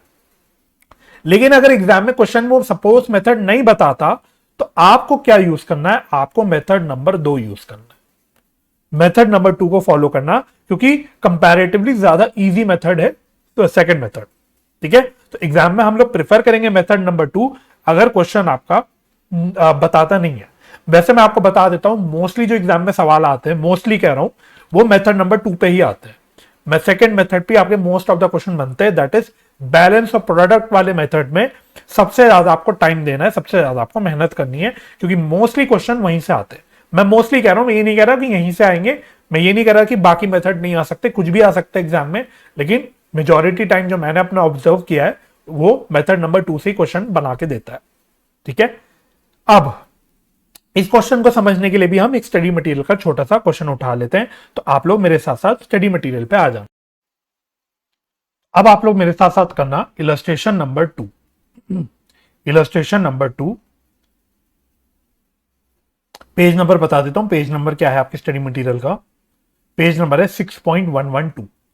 6.112 कहता है, from the following particulars prepare the account current to be rendered by mister Singh to mister Paul. तो देखो पहले तो क्लियरली बोल दिया उसने कि कौन अकाउंट करेंट किसको रेंडर करेगा, मिस्टर सिंह मिस्टर पॉल को अकाउंट करेंट रेंडर करेगा, तो यानी कि मिस्टर सिंह अकाउंट बनाएगा और मिस्टर पॉल को देगा।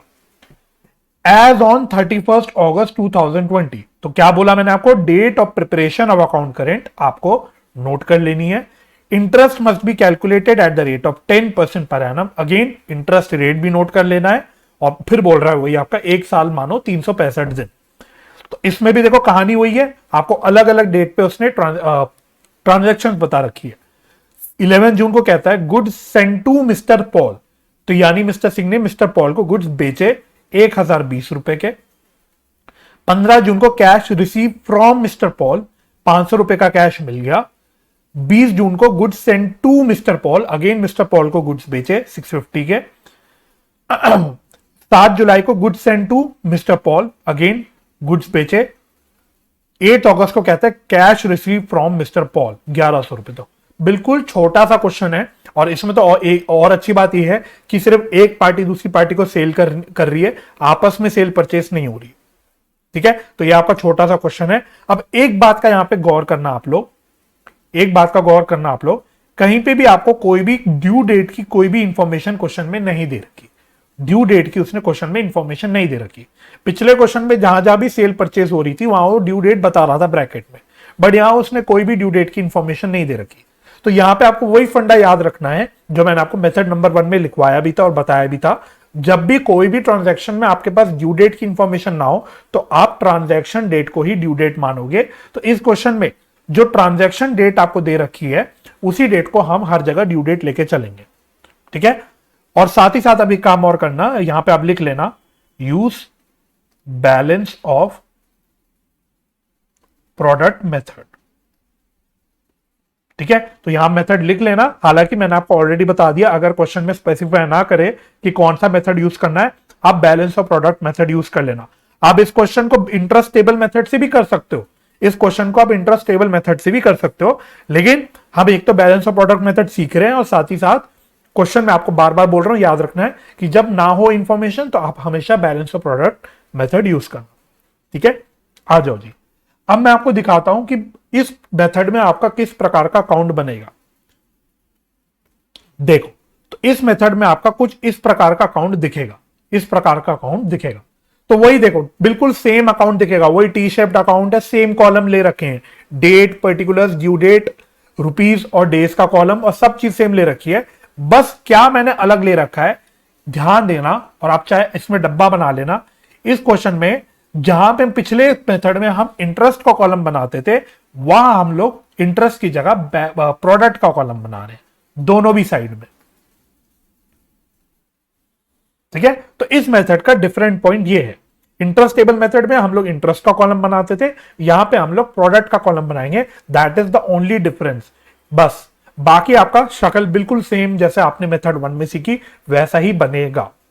ठीक है, चलिए तो इस क्वेश्चन को सॉल्व करना शुरू करते हैं। और अकाउंट करेंट का क्वेश्चन करते वक्त हमेशा सबसे पहले क्या करना है, मैंने आपको बताया, आपको हेडिंग डालनी है सही सही। तो क्या हेडिंग डालेगी, यहां पे कौन बना रहा है अकाउंट करेंट, मिस्टर सिंह बना रहा है, तो हम क्या लिखेंगे, और किसका अकाउंट बना रहे हैं, मिस्टर पॉल का अकाउंट बना रहे हैं, तो हम लिखेंगे mister Paul in account current with mister Singh, और फिर नीचे क्या लिखना है मैंने आपको बोला, मैं ये हटा देता हूं यहां से। नीचे मैंने आपको क्या लिखने बोला, ब्रैकेट में क्या लिखना है आपको, interest up to, date of preparation क्या दे रखी है क्वेश्चन में आपको, 31 अगस्त, 31 अगस्त 2020 एट द रेट ऑफ, कितना इंटरेस्ट का रेट दे रखा है आपको, 10% पर एनम। ठीक है, तो प्रॉपर हेडिंग डालने के बाद ही आपको क्वेश्चन करना है। तो जब भी अकाउंट करेंट का क्वेश्चन करो, फर्स्ट सिर्फ एग्जाम में ही नहीं, जब आप अपनी प्रैक्टिस भी करोगे तो याद रखना आपको सबसे पहले हेडिंग लिखनी है। ठीक है, तो हेडिंग लिखोगे तो आपको समझ आ जाएगा कि किस प्रकार से हमें हेडिंग डालनी होती है। अब ये काम हो गया, तो अब फिर तो कुछ नहीं है, इसमें ट्रांजैक्शन भी गिनी चुनी है। तो सबसे पहले क्या ट्रांजैक्शन है, मिस्टर पॉल को गुड्स बेचे, मिस्टर पॉल को गुड्स बेचे। तो मिस्टर सिंह ने मिस्टर पॉल को गुड्स बेचे। हम किसकी बुक्स में बना रहे हैं अकाउंट, तो याद रखना हम मिस्टर सिंह हैं, हम लोग मिस्टर सिंह हैं। तो हम मिस्टर पॉल को गुड्स बेच रहे हैं, तो हमारे लिए सेल्स है। तो सेल्स की क्या एंट्री होती है, वही Paul account debit to sales account, mister Paul account debit to sales account. तो पॉल अकाउंट को डेबिट कर रहे हैं, तो हम यहां पे लिख देंगे to sales account, to sales account. Date क्या दे रखी है, 11 जून 2020, 11 जून 2020। ड्यू डेट क्या बता रखी है क्वेश्चन में आपको, ड्यू डेट तो कुछ आपको बता नहीं रखी, तो हम लोग 11 जून को ही ड्यू डेट लेके चलेंगे। और अमाउंट कितना है, 1020। अच्छा, नंबर ऑफ डेज की कैलकुलेशन बिल्कुल जैसे मेथड 1 में हमने करी वैसी करेंगे। तो 11 जून से लेके 31 अगस्त, 11 जून से लेके 31 अगस्त तक की हम लोग कैलकुलेशन करेंगे। और याद क्या रखना है, ड्यू डेट को इंक्लूड नहीं करना है, एक्सक्लूड करना है। तो 11 जून को एक्सक्लूड करेंगे, और date of preparation of account current को हमें इंक्लूड करना है, तो 31 अगस्त को इंक्लूड करेंगे। तो कैसे करेंगे हम लोग, वही कैलकुलेटर लेना, जून की बात कर रहे हैं तो 30 दिन होते हैं जून में, इसमें 11 दिन हमें हटा देने हैं, तो बच गए 19 दिन, जुलाई के पूरे 31 दिन और अगस्त के भी पूरे 31 दिन। तो ये कितना आ रहा है, 81 डेज आ रहा है, 81 डेज आ रहा है। ठीक है, अब इंटरेस्ट टेबल वाले मेथड में, पिछले मेथड में मैं क्या करता था, हर उसमें अलग अलग से इंटरेस्ट कैलकुलेट करता था। अब यहां पे आपको अच्छी बात क्या है, हर ट्रांजैक्शन के लिए आपको अलग अलग से इंटरेस्ट नहीं कैलकुलेट करना, आपको खाली प्रोडक्ट निकालना है। तो यहां पे आपको खाली प्रोडक्ट निकालना है, और प्रोडक्ट निकालने का मैंने आपको क्या फॉर्मूला लिखवाया हुआ है, यहां पे देखते हुए चलते हैं।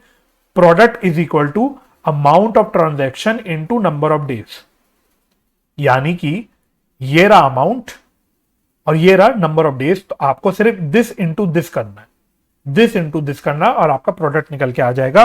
कुछ कुछ आप कह सकते हो जैसे एवरेज ड्यू डेट में आप प्रोडक्ट निकालते थे, वही चीज हम यहां पे निकाल रहे हैं। तो 1020 इंटू 81, तो this is coming out as 82,620, 82,620। खत्म बात। अब नेक्स्ट ट्रांजेक्शन क्या हुई, कैश रिसीव हुआ मिस्टर पॉल से। तो क्या एंट्री करेंगे हम लोग, cash account debit to mister Paul account, cash account debit to mister Paul account. तो मिस्टर पॉल के क्रेडिट साइड में आएगा, तो बाय कैश, बाय कैश। और डेट क्या दे रखी है आपको, 15 जून, 15 जून 2020।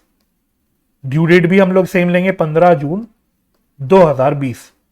अमाउंट कितना बता रखा है आपको, कितना कैश मिला, 500 रुपए का कैश मिला।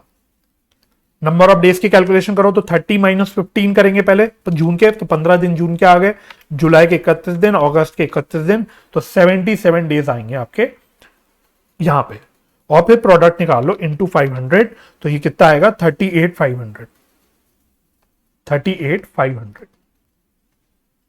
राइट, नेक्स्ट है, फिर से हमने नेक्स्ट दोनों ट्रांजेक्शन सेल की हो रही है, तो मैं साथ साथ रिकॉर्ड कर देता हूं। तो एक 20 जून को हो रही है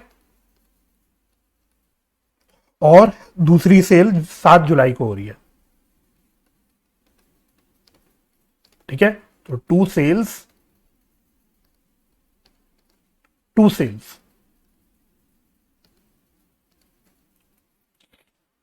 ठीक है, अच्छा डेट क्या क्या है, डेट तो सेम ही है, तो 20 जून ड्यू डेट, मतलब 20 जून और 7 जुलाई। अमाउंट क्या क्या दे रखा है सेल का, 650 और 700। बस नंबर ऑफ डेज की कैलकुलेशन कर लो जल्दी जल्दी से। तो 20 जून से 31 अगस्त तक करना है, तो जून के 10 दिन हो गए, जुलाई के 31 दिन हो गए, अगस्त के 31 दिन हो गए, तो ये कितना आ रहा है, 72 डेज। और प्रोडक्ट भी निकाल लेते हैं हाथ के हाथ, इंटू 650, तो यार है 46,800। 46,800। नेक्स्ट नेक्स्ट है 7 जुलाई से 31 अगस्त ले लो, तो 31 दिन जुलाई के होते हैं, इसमें से 7 दिन हटा दिए, 24 बचे, प्लस 31 डेज अगस्त के हो गए, तो आ गया ये 55 डेज। और हाथ का इसका प्रोडक्ट भी निकालो तो यार है 38,500। 38,500 खत्म। अच्छा नहीं, एक और है, एक कैश हमें मिला है, और नेक्स्ट है 8 अगस्त को कैश मिला है, तो वो यहां पे आ जाएगा 8 अगस्त 2020 by cash account, due date भी सेम 8 अगस्त 2020। कितना कैश मिला है हमको? 1100 रुपए का कैश मिला है। डेज निकाल लो तो 31 माइनस 8 कर लो सिंपली, 31 माइनस 8 आ रहे 23, और प्रोडक्ट निकालो 1100 का, तो यार है 25,300। 25,300 खत्म। तो सबसे पहले मैंने गिनी चुनी की थी, 5 ट्रांजेक्शन दे रखी थी, 5 ट्रांजेक्शन मैंने यहां पे रिकॉर्ड कर दी, राइट। अब नेक्स्ट काम क्या करना होता है? तो बिल्कुल जो काम आपने ना पिछले मेथड में करा, आपको वही काम करना है, आपको मोटा मोटा वही स्टेप्स फॉलो करने हैं। तो पिछले मेथड में मैंने अगली बार नेक्स्ट स्टेप में क्या कराया था, सारी ट्रांजेक्शन डालने के बाद मैंने बोला था बैलेंस ऑफ इंटरेस्ट निकालो। अब यहां पे इंटरेस्ट की जगह क्या कर रहे हैं, बस प्रोडक्ट कर रहे हैं, तो अब हमें यहां पे क्या निकालना है, बैलेंस ऑफ प्रोडक्ट निकालना है। और बैलेंस ऑफ प्रोडक्ट कौन से साइड निकलेगा? मेरे ख्याल से क्रेडिट साइड पे बचेगा। तो प्रोडक्ट का एक बार टोटल कर लो, कितना आ रहा है, 82,620 प्लस 46,800 प्लस 38,500। तो प्रोडक्ट का टोटल आ रहा है, थोड़ी सी जगह और बढ़ा देता हूं, तो प्रोडक्ट का टोटल आ रहा है 167,920।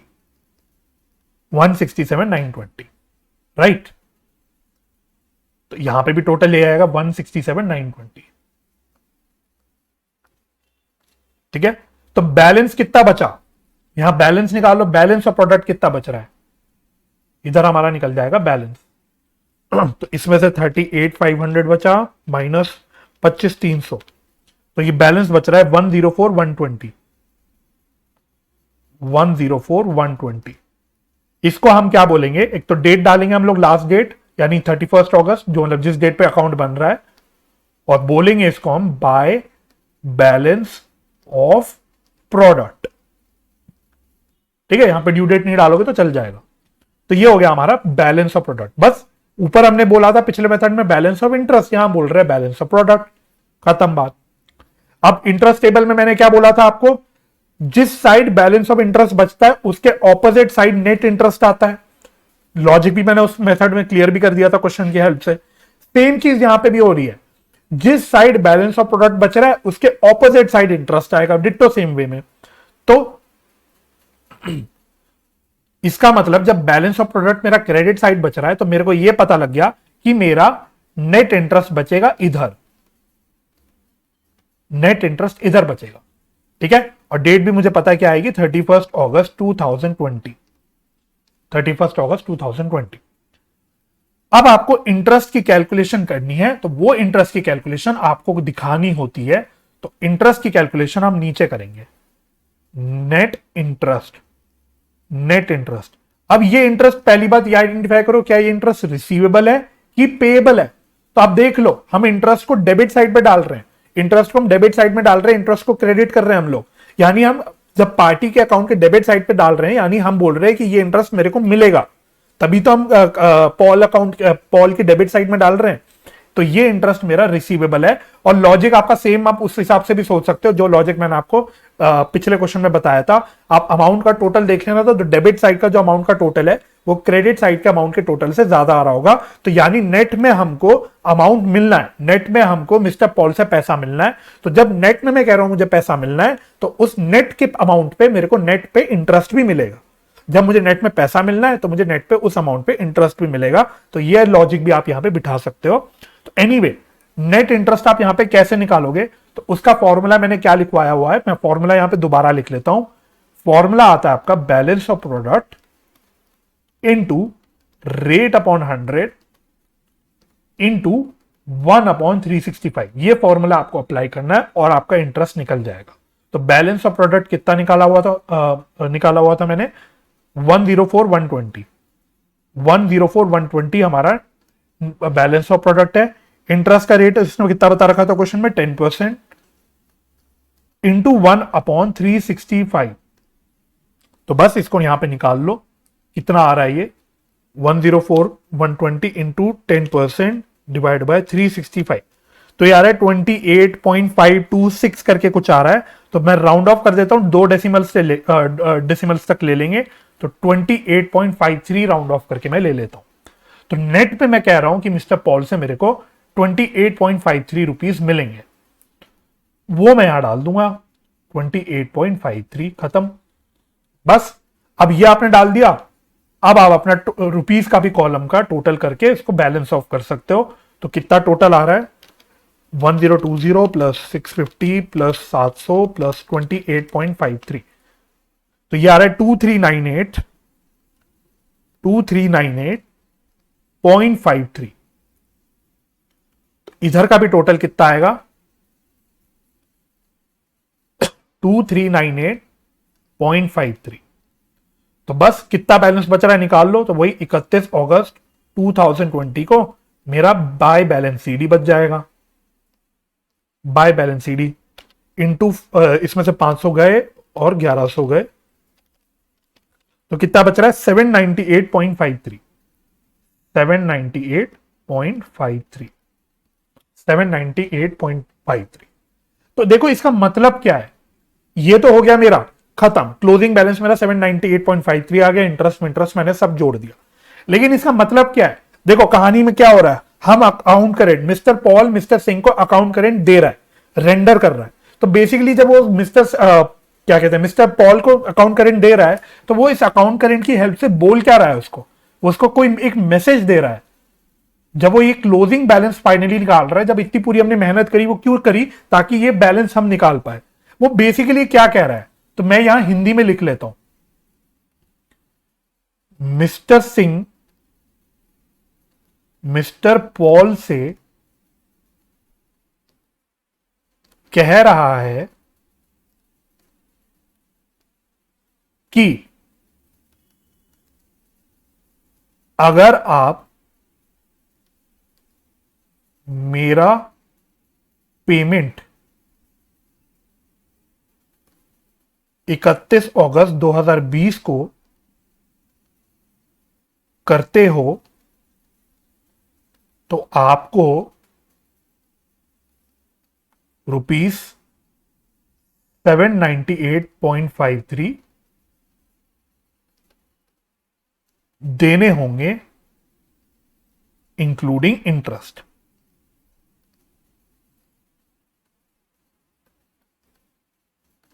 ठीक है, तो ये इसका मतलब है ना। अकाउंट करेंट तो सब बनवा लेते हैं, लेकिन उसका मतलब कोई नहीं बताता। मतलब क्या है, मतलब ये है, कहानी को समझो आप, कहानी की तरह देखो आप चीजों को। आप बोल रहे हो कि मिस्टर पॉल मिस्टर सिंह को अकाउंट करेंट रेंडर कर रहा है, ठीक है, क्यों रेंडर कर रहा है, क्योंकि मिस्टर सिंह मिस्टर पॉल को गुड्स बेचता है। तो मिस्टर सिंह मिस्टर पॉल से कह रहा है कि भाई देखो मिस्टर पॉल, मैं अगर आप मेरा अकाउंट सेटल कर लो 31 अगस्त को, अगर आप मेरा अकाउंट सेटल कर लो, मेरा हिसाब क्लियर कर लो 31 अगस्त को, तो आपको मेरे को 31 अगस्त को 798.53 इतने रुपए देने होंगे इंटरेस्ट जोड़ने के बाद। ये मतलब है इसका, ये रेलिवेंस है अकाउंट करेंट का। इसलिए मैंने बोला कि अकाउंट करेंट बनाने का फंडा तभी अराइज होता है जब इंटरेस्ट की बात हो, जब इंटरेस्ट इन्वॉल्व हो।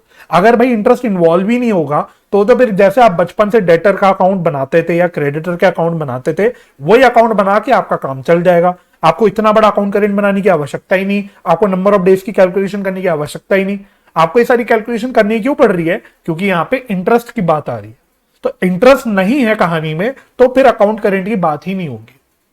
ठीक है, तो आई होप इतनी सारी चर्चा करने के बाद आप धीरे स्टेप बाय स्टेप धीरे धीरे आप करके एक तो अकाउंट करेंट का मतलब समझ रहे होंगे, और साथ साथ जो मैंने सवाल आपको दोनों मेथड्स के कराए वो दोनों भी आपको क्लियर हो गए होंगे, राइट। तो मैं आपको बैलेंस ऑफ प्रोडक्ट के एक काम करता हूं, एक सवाल आपको और कराना चाहता हूं आपकी प्रैक्टिस के लिए। तो फटाफट से हम लोग उस क्वेश्चन की ओर आ जाते हैं। अब आप लोग खोलना स्टडी मटेरियल में इलस्ट्रेशन नंबर 4, लास्ट क्वेश्चन आज के लेक्चर का। पेज नंबर बता देता हूं, पेज नंबर क्या है, पेज नंबर है 6.113, 6.113। इस क्वेश्चन को आप लोग इंपॉर्टेंट मार्क कर लेना। ठीक है, तो इस क्वेश्चन को आप लोग इंपॉर्टेंट मार्क कर लो। तो क्वेश्चन कह रहा है from the following prepare an account current to be rendered by Ali to Bali on 31 दिसंबर 2020। रुको, कौन रेंडर करने वाला है अकाउंट करेंट? अली रेंडर करने वाला है। किसको रेंडर करने वाला है? बली को रेंडर करने वाला है। तो पहले ये आइडेंटिफाई कर लेना, बना कौन रहा होगा ये अकाउंट करेंट, इसका मतलब अली बना रहा होगा। ऑन 31 दिसंबर 2020, तो डेट क्या बता दिया आपको अकाउंट करेंट की? 31 दिसंबर 2020। Bye means of products method, देखो यहां उसने मेथड भी बता दिया आपको कि आपको means of products method use करना है। Charging interest eight the rate of 8% per annum, तो इंटरेस्ट का रेट भी आपको बता दिया, और फिर वही assume 1 year is equal to 365 days. Again same format में आपका क्वेश्चन है, आपको अलग अलग डेट्स पे कुछ कुछ ट्रांजैक्शन दे रखी है। तो सबसे पहले देखो, आपको इस क्वेश्चन में एक ऐसी सबसे पहली इंफॉर्मेशन दे रखी है जो अभी तक की कोई भी क्वेश्चन में नहीं दी थी। उसने 1 अक्टूबर को बैलेंस ड्यू फ्रॉम बली बोल रखा है 2000 रुपए। इसका मतलब क्या है? ये है ओपनिंग बैलेंस। अभी तक जो 2 क्वेश्चन मैंने आपको कराए थे उसमें कहीं पे भी ओपनिंग बैलेंस नहीं आता था, परंतु इस क्वेश्चन में ओपनिंग बैलेंस उसने दे दिया। उसके बाद अगली वही अक्टूबर 19 को परचेज गुड्स फ्रॉम बली। तो हम कौन है? हम याद रखना, हम अली है, हम अली है। तो हमने बली से कुछ गुड्स परचेज करे। फिर अक्टूबर 25 को रिटर्न गुड्स टू बली, हमने कुछ गुड्स परचेज कर रखे थे, उसमें से गुड्स कुछ वापस कर दिए। नवंबर 3 को सोल्ड गुड्स टू बली, हमने बली को गुड्स बेचे। यानी वो कॉम्प्लिकेशन यहां पे अराइज हो गई कि हम एक ही पार्टी से परचेज भी कर रहे हैं और उसी पार्टी को बेच भी रहे हैं। फिर नवंबर 15 को स्टार मार्क करना, इंपॉर्टेंट आ गया, इंपॉर्टेंट वाला point. Bali accepted a bill drawn by Ali for 1 month. तो अली ने कोई बाली के ऊपर बिल ड्रॉ करा जिसको बाली ने एक्सेप्ट कर दिया, जिसको बाली ने एक्सेप्ट कर दिया, और वो भी उसने time period, tenure of bill भी बता दिया 1 मंथ। तो पहले तो ये आइडेंटिफाई करो ये क्या हो गया?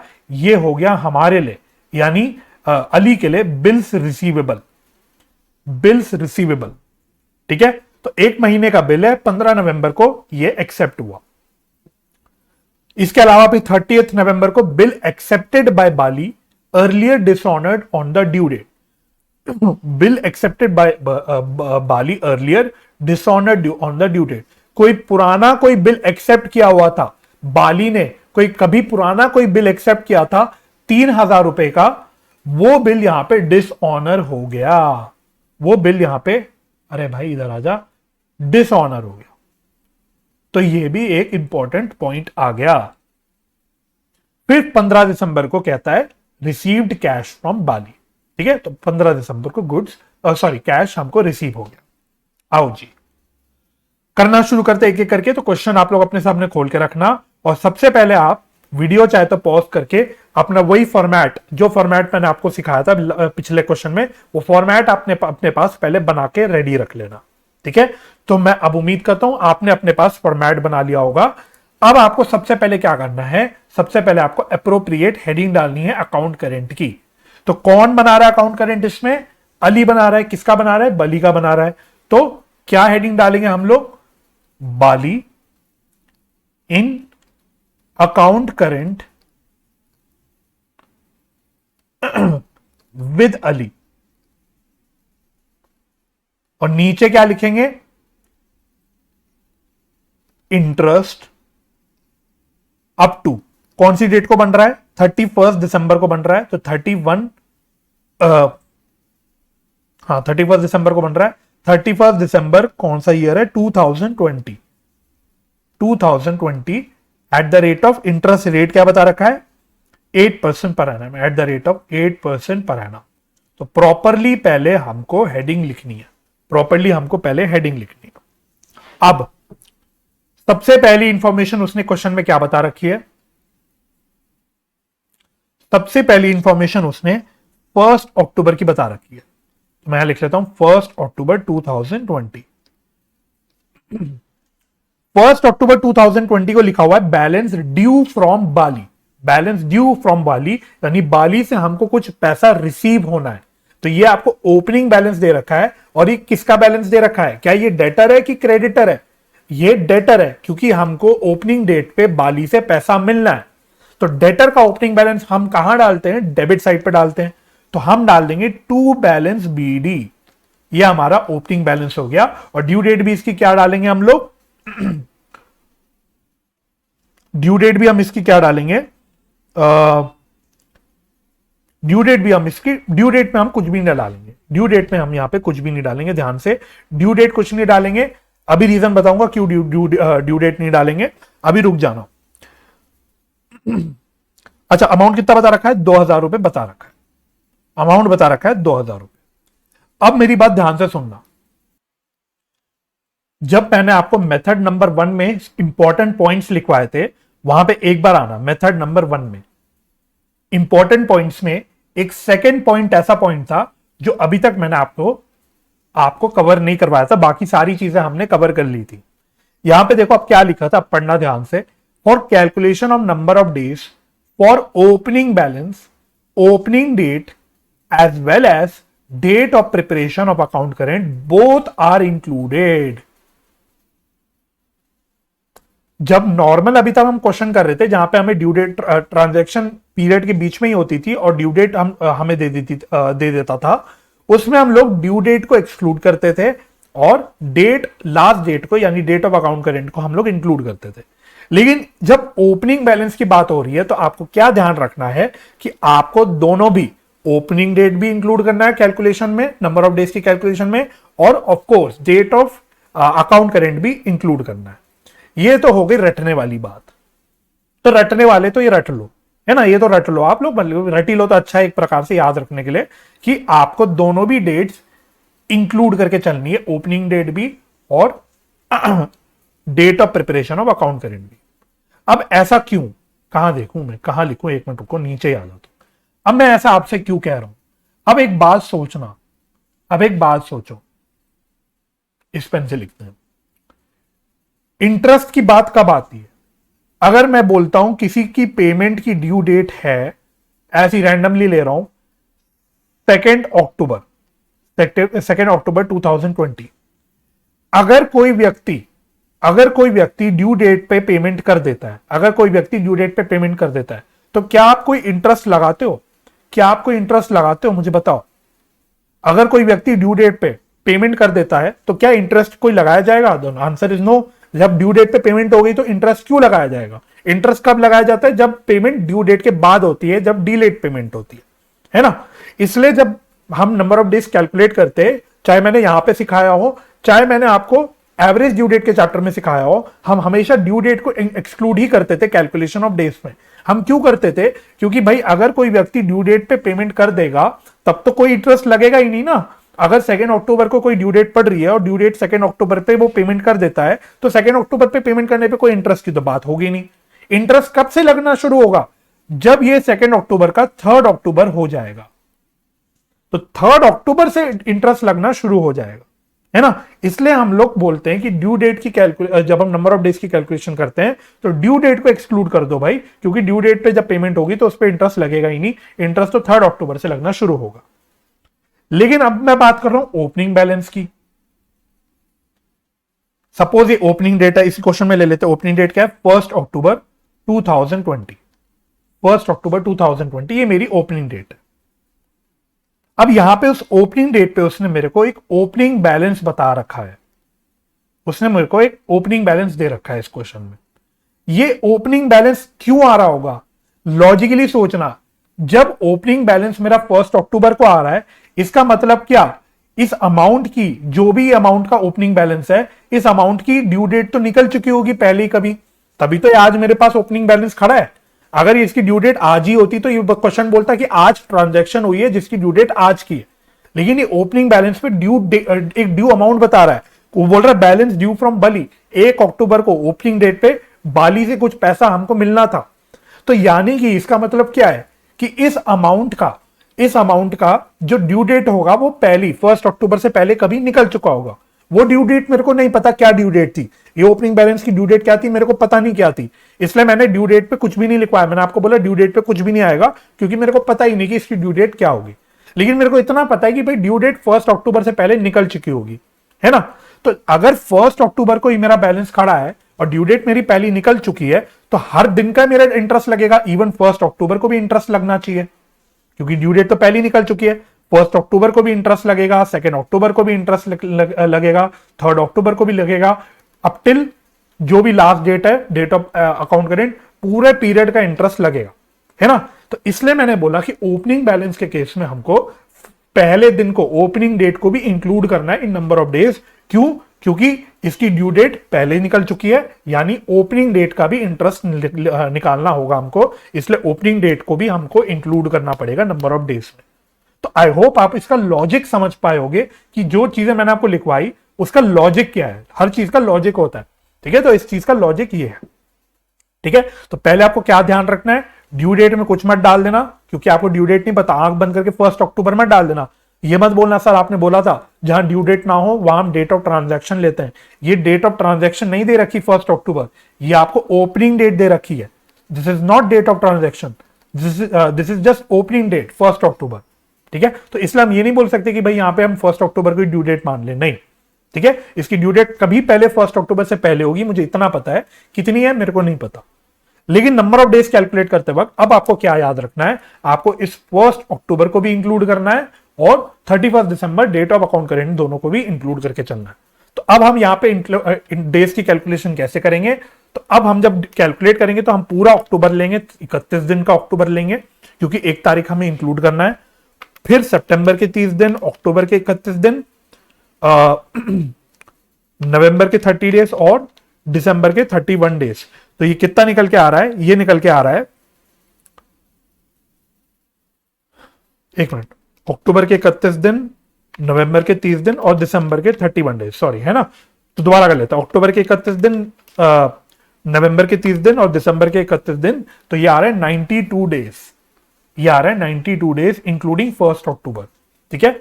अब आप इसका प्रोडक्ट निकाल लो, तो 92 इंटू 2000, तो ये आ रहा है 1,84,000।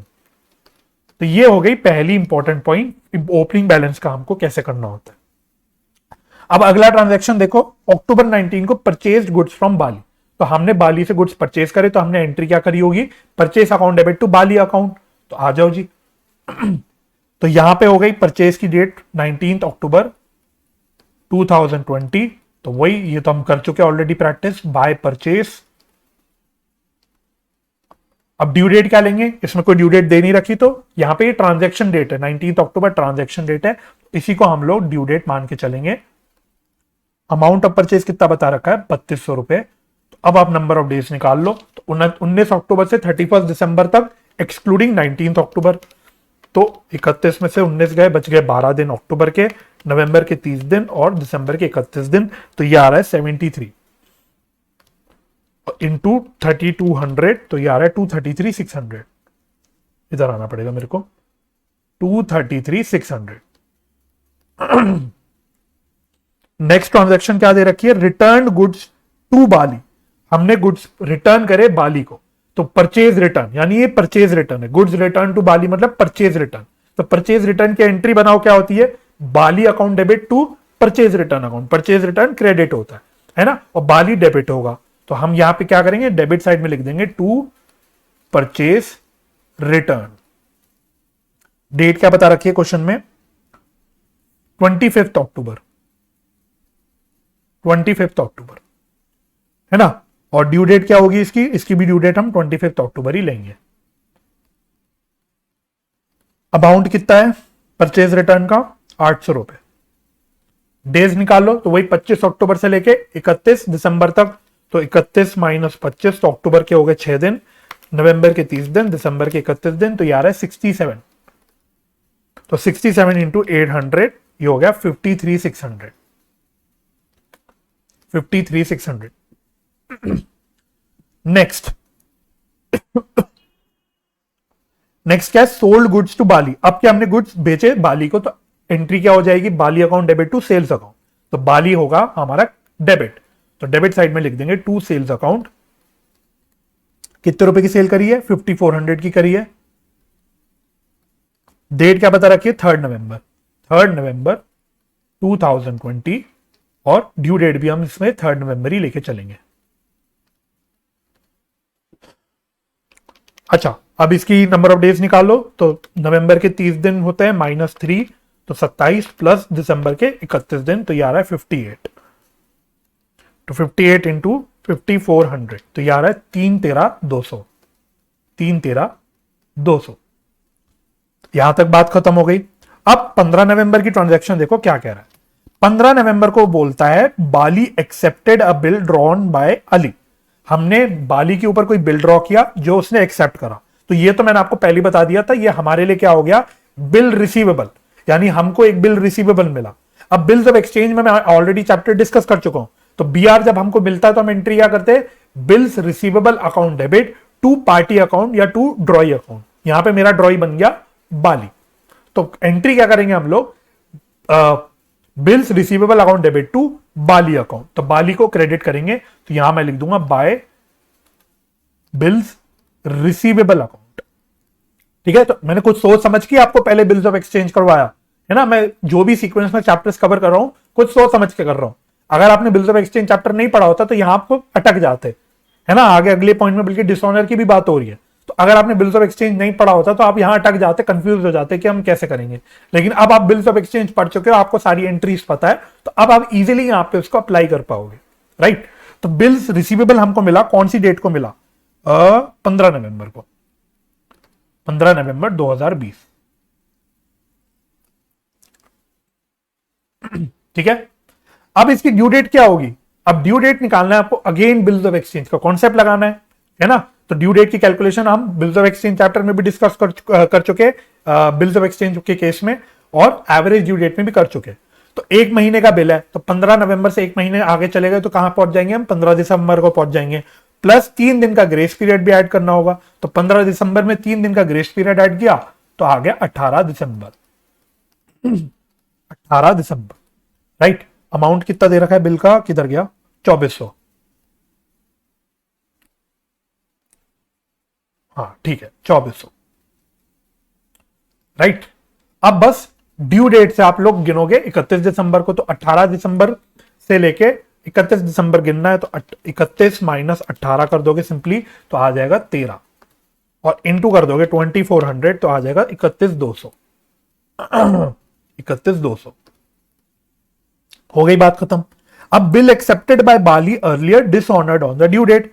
30 नवंबर को कोई पुराना बिल, अब ध्यान रखना कंफ्यूज मत होना, ये मत सोचना कि ये जो बिल रिसीवेबल 2400 रुपए का है ये डिसऑनर हुआ है, नहीं, कोई और बिल की बात कर रहा है वो, है ना। अमाउंट भी अलग है, देखो 3000 रुपए का अमाउंट है ना। तो कोई पुराना कभी एक्सेप्ट किया होगा बाली ने बिल, वो डिसऑनर हो गया। तो अगेन अब बिल्स ऑफ एक्सचेंज आप कर चुके हो, बिल डिसऑनर की एंट्री नॉर्मल केस में क्या होती है बताओ, ड्रॉर क्या एंट्री करता है, हम यहाँ पे ड्रॉर है ना। तो ड्रॉर क्या एंट्री करता है, drawee account debit to bills receivable account, drawee account debit to bills receivable account, यही एंट्री करता है। तो ड्रॉई को हम लोग डेबिट करते हैं, तो यहां पे ड्रॉई कौन है, बाली है, तो यहां हम बाली को डेबिट कर देंगे। तो टू बिल्स रिसीवेबल, ये डिसऑनर की एंट्री मैं लिख लेता हूं, ये डिसऑनर हो रहा है। कौन सी डेट को डिसऑनर हो रहा है, 30 नवंबर को, तो 30 नवंबर। और लिखा हुआ है clearly on the due date, कि 30 नवंबर की डेट लेके बोल रहा है कि बिल डिसऑनर हुआ ऑन ड्यू डेट, यानी इस बिल की ड्यू डेट ही 30 नवंबर को पड़ रही होगी। तो 30 नवंबर ही मेरा ड्यू डेट हो गया। कितने अमाउंट का बिल था भाई, ये 3000 रुपए का बिल था, ठीक है। तो अब बस due date, sorry, number of days की कैलकुलेशन कर लो। तो 30 नवंबर तक बात खत्म हो गई, तो ये दिसंबर के सिर्फ 31 दिन आ जाएंगे। तो 31 इंटू 3000, तो ये कितना आ रहा है, 93,000। खत्म। फिर 15 दिसंबर को हमको बाली से कैश मिल रहा है, तो cash account debit to Bali account, तो बाली को क्रेडिट करना है। तो 15 दिसंबर 2020 बाय कैश अकाउंट, इसकी ड्यू डेट भी 15 दिसंबर ही लेंगे। कितना अमाउंट मिल रहा है, 2000 रुपए। नंबर ऑफ डेज गिन लो तो कितना आएंगे, 15 दिसंबर से 31 दिसंबर एक्सक्लूडिंग 15 दिसंबर, तो ये आएंगे 16 दिन। तो इसको मल्टीप्लाई कर देंगे तो आ जाएगा 32,000। खत्म। तो पहले मैंने सारी ट्रांजैक्शंस को रिकॉर्ड कर दिया। नेक्स्ट स्टेप में हम क्या करते हैं, हम प्रोडक्ट कॉलम को बैलेंस करते हैं। अगर हम बैलेंस ऑफ प्रोडक्ट यूज कर रहे हैं तो प्रोडक्ट कॉलम को बैलेंस करते हैं, अगर हम इंटरेस्ट टेबल यूज कर रहे हैं तो हम इंटरेस्ट कॉलम को बैलेंस करते हैं। तो कर लो। तो बैलेंस ऑफ प्रोडक्ट क्या मैं मोटा मोटा अंदाजा ले सकता हूं कौन सी साइड बचेगा? आई थिंक क्लियरली पता लग रहा है कि ये क्रेडिट साइड ही बचेगा। देख के तो ऐसे लग रहा है कि क्रेडिट साइड बचेगा। तो टोटल कर लेते हैं एक बार प्रोडक्ट का, कितना आ रहा है 184 प्लस 53,600 प्लस 313,200 प्लस 93, तो टोटल आ रहा है 643,800। ठीक है, तो इधर का भी टोटल आएगा 643,800।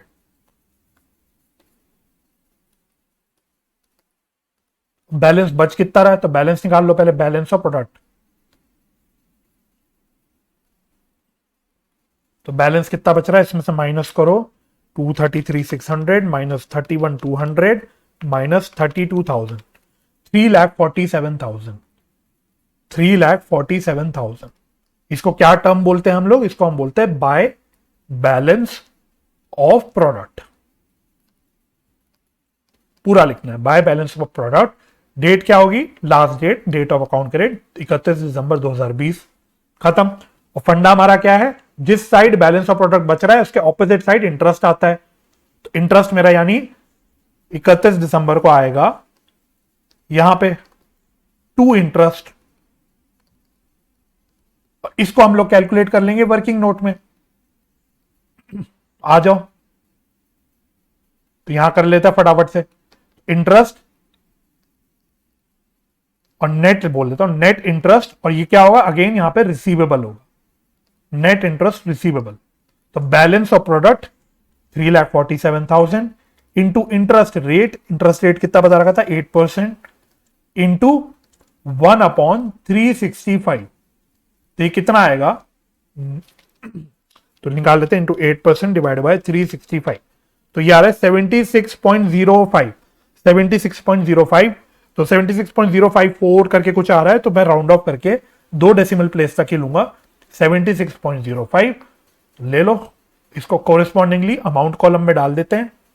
तो कितना इंटरेस्ट हमको लेना है 31 दिसंबर तक? 76.05। तो टोटल कर लो अब इसका, 2800 प्लस 5400 प्लस 3000 प्लस 76.05, तो टोटल आ रहा है 11,276.05, 11,276.05। इस घर का भी टोटल यही आएगा, 11,276.05।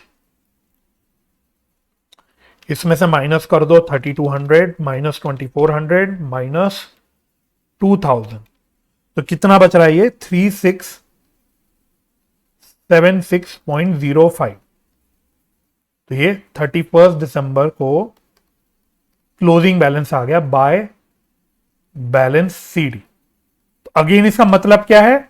जब ये अकाउंट करेंट बाली को पकड़ाएगा ये अली, तो अली बाली से क्या कह रहा है कि बाली देख भाई, अगर तू मेरे को 31 दिसंबर को पेमेंट करना चाहता है, मेरा अकाउंट सेटल करना चाहता है, मेरा हिसाब क्लियर करना चाहता है, तो तुझे 3,676 रुपए और 5 पैसे मुझे पे करने पड़ेंगे इंक्लूडिंग इंटरेस्ट, बिल्कुल सेम वे। ठीक है, तो आपको मीनिंग भी क्लियर होना चाहिए, right?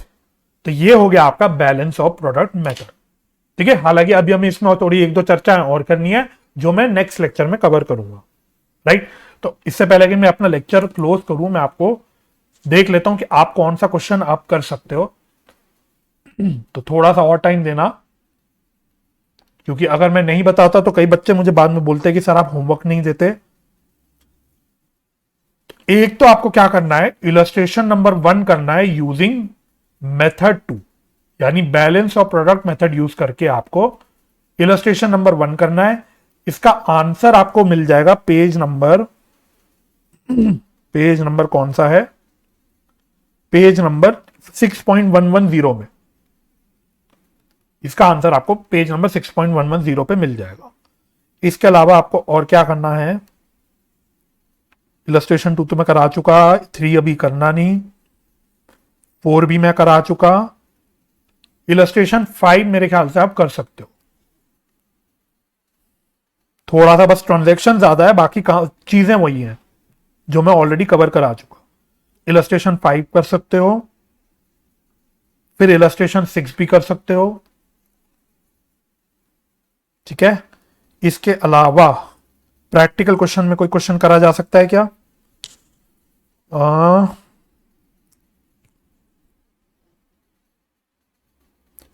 I think practical question 2 ही है इसमें, और सेकंड क्वेश्चन मेरे ख्याल से करा जा सकता है, यस।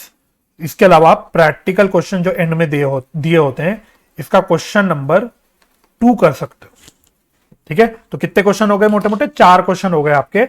इंटरेस्ट टेबल का तो और कोई क्वेश्चन मेरे ख्याल से है नहीं।